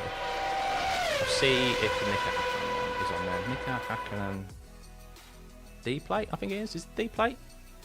Is it D-Plate? I can't remember what it's called. Is it D-Plate? Metal plate posters. I can't remember what it's called. Displate. That's it. Displate. Sorry, Displate is what it's called. So, yeah, exactly. Exactly, Johnny. Sorry, Johnny. Joey. Yeah. Do I follow BTCC? No. I do want to get into more motorsports. I mean, what else I've been trying to watch? I can't remember what else I've been trying to watch. I've been trying to keep an eye out on more motorsports as I go on, but yeah, I do kind of struggle. I mean, I still work full time as well, lucky, so F1 takes up a lot of my life as it is. There's only so much room up here. Thank you, Ref. Yeah, that's what we try and do here. We try and make it a bit of a show, try and make it a bit of a back and forth. So let me see. Mika Hakkinen, let's see. Yeah, I like this one. So this is a bit similar. This is not sponsored. This is just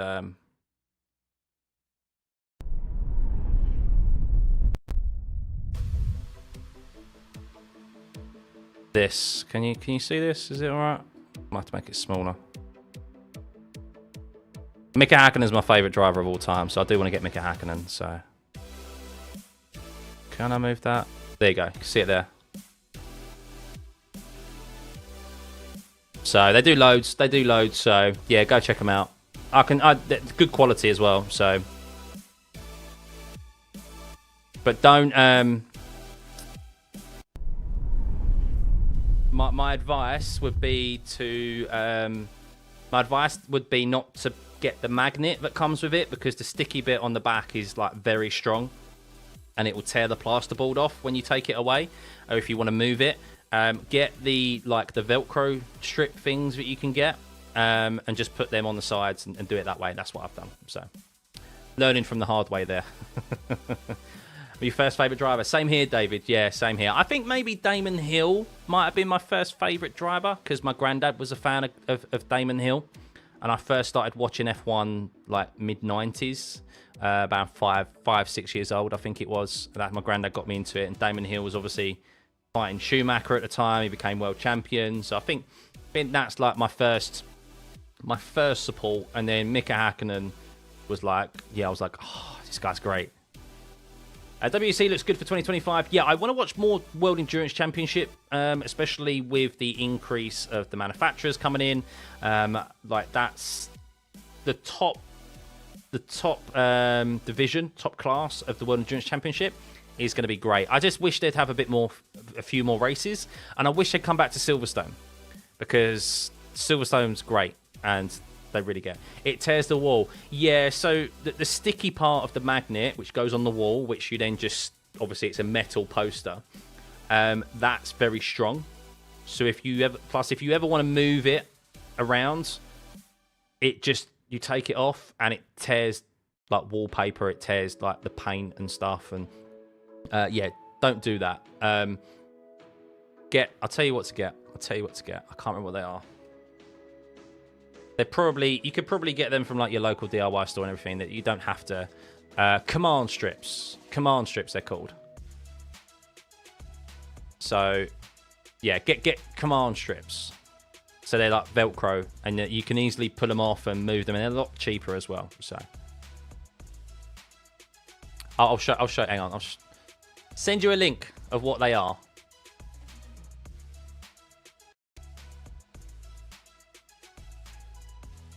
To maneuver them about and stuff. So, can I send that? Oh, it's too big of a. Hang on, I'll just show you what they are. They're called command strips. So,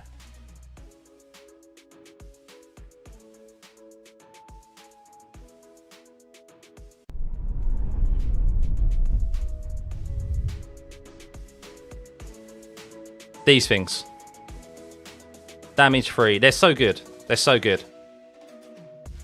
So the middle bit's are Velcro, and then they've got like a sticky patch on the back. So like that, yeah. You can get them from Amazon. Amazon's the best place to get them from, really.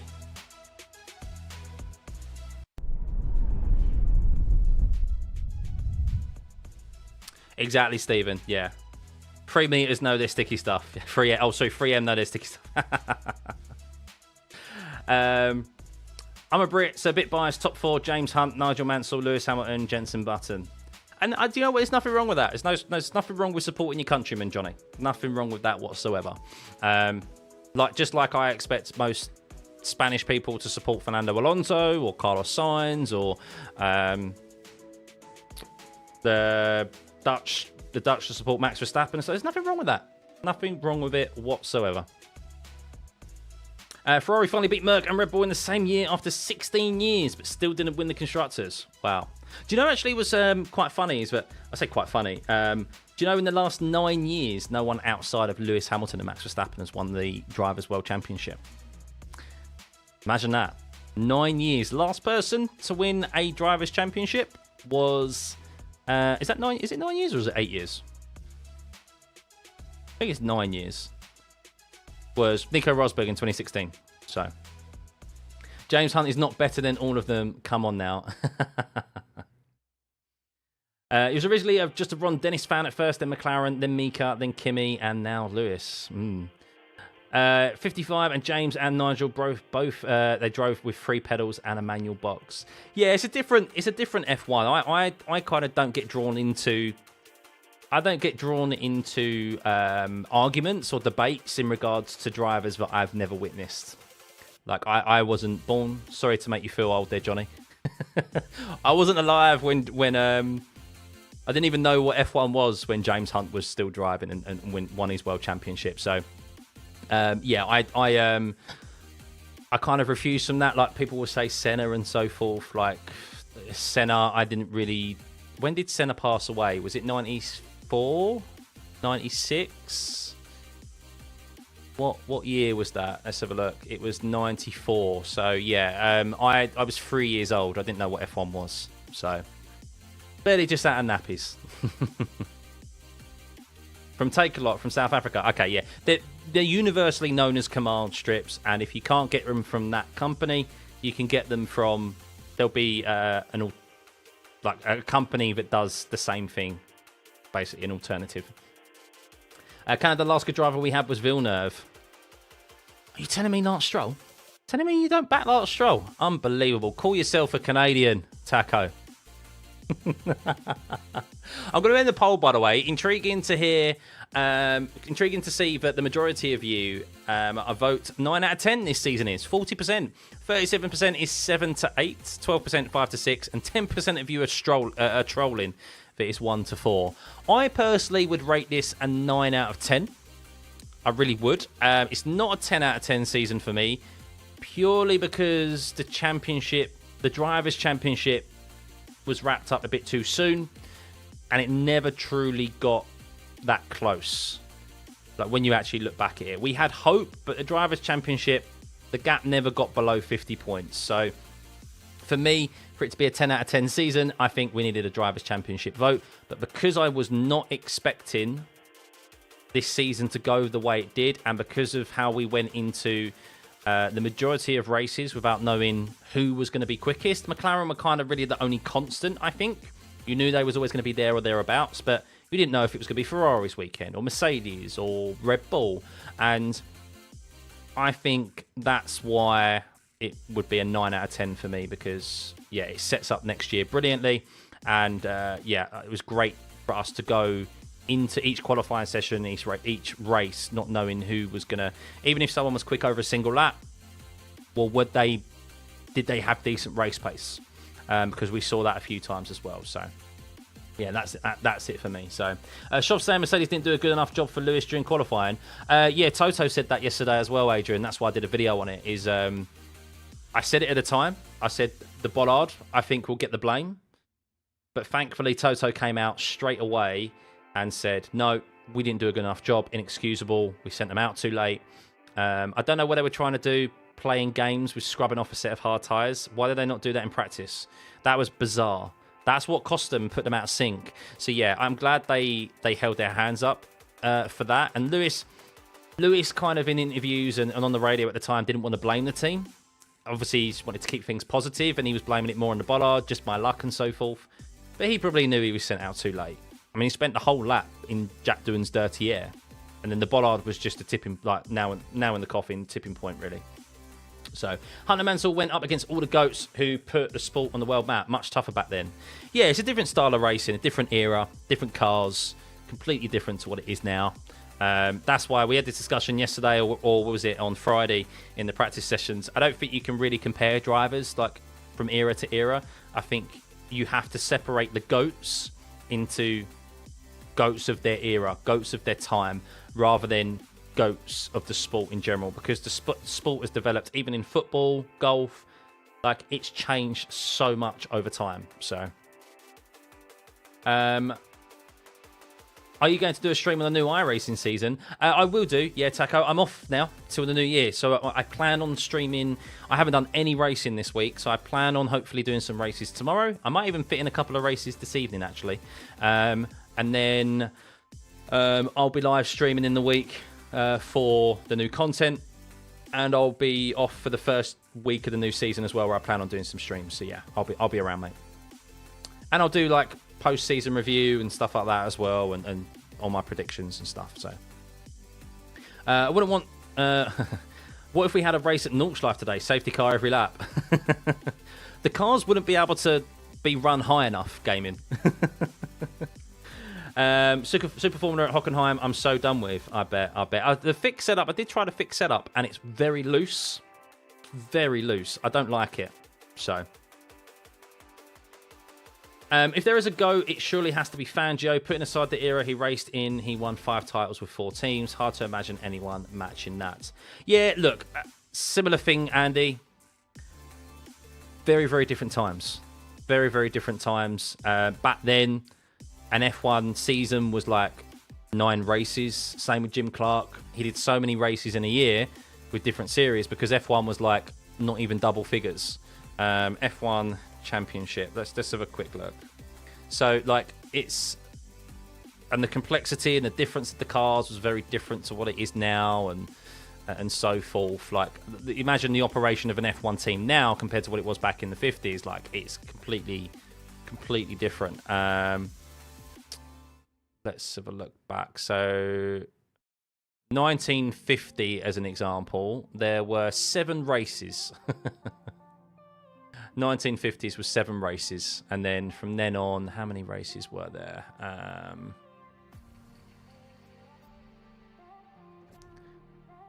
Can we get a history of it? I'm trying to find a history of it. I don't want to make a donation to Wikipedia, to be honest with you. Why does it keep doing that? So, Fangio tyres, rubber bands for tyres. That was when they were still taking a swig of whiskey and a fag. Sorry, I'll take that back. Fag is, of course, a slang term for a cigarette in the UK. So do not jump back in your seat there at shock horror. Cigarettes, smoke. They were still taking. They were still having a shot of whiskey or a glass of whiskey and a cigarette to smoke at the pit stop, weren't they, back then? So very different times now. Can't slim. It's not so much for me. I don't. Yeah, skim. A snout. Yeah, a snout. Even then, though, Foster, people probably go, "What do you mean a snout? What, a dog snout?" Like. So. Americans should be asleep. No, it's right in the middle of the day for them. Right in the middle of the day. But yes, guys, I think I'm going to call it there. What a season it's been. What an absolute season it's been. Big thank you to everyone for tuning in. I mean, what's the sub count right now? Sub count is 34,253. We started this year. I just want to give you guys an update of where we started this year.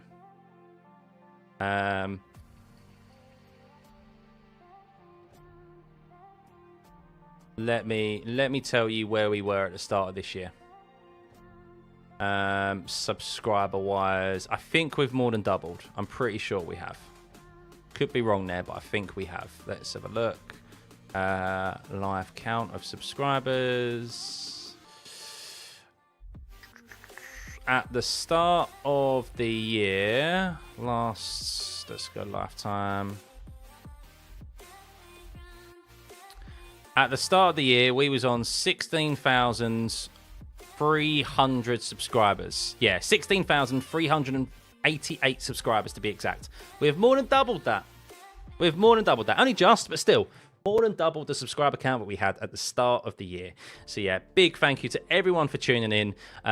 It's been a great season, an unexpected season, a pleasantly unexpected season, because I think we all started this year thinking it was going to be Max Verstappen, dominance, Red Bull again, and we was all just looking forward to 2025 with the big driver moves and the market change, and maybe even looking forward to the new regs, even looking as far ahead as 2026. And now we are sitting here absolutely frothing at the mouth at the prospect of the championship battle for next season. Could we get, for the first time in many a year in F1, multiple drivers and multiple teams fighting for the Constructors and the World Drivers' Championship? I really hope we do.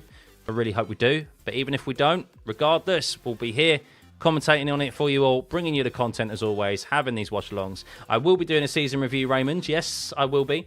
I don't know whether I'll be doing it as a live stream or if I'll be doing it as a video. Yeah, I don't know. I was thinking I want to try and make it interactive. I want to try and get you guys involved, run some polls and so forth as well. So how would you guys like me to do it? Would you like me to do a season review live stream, or would you like me to do it as a video? What do you prefer?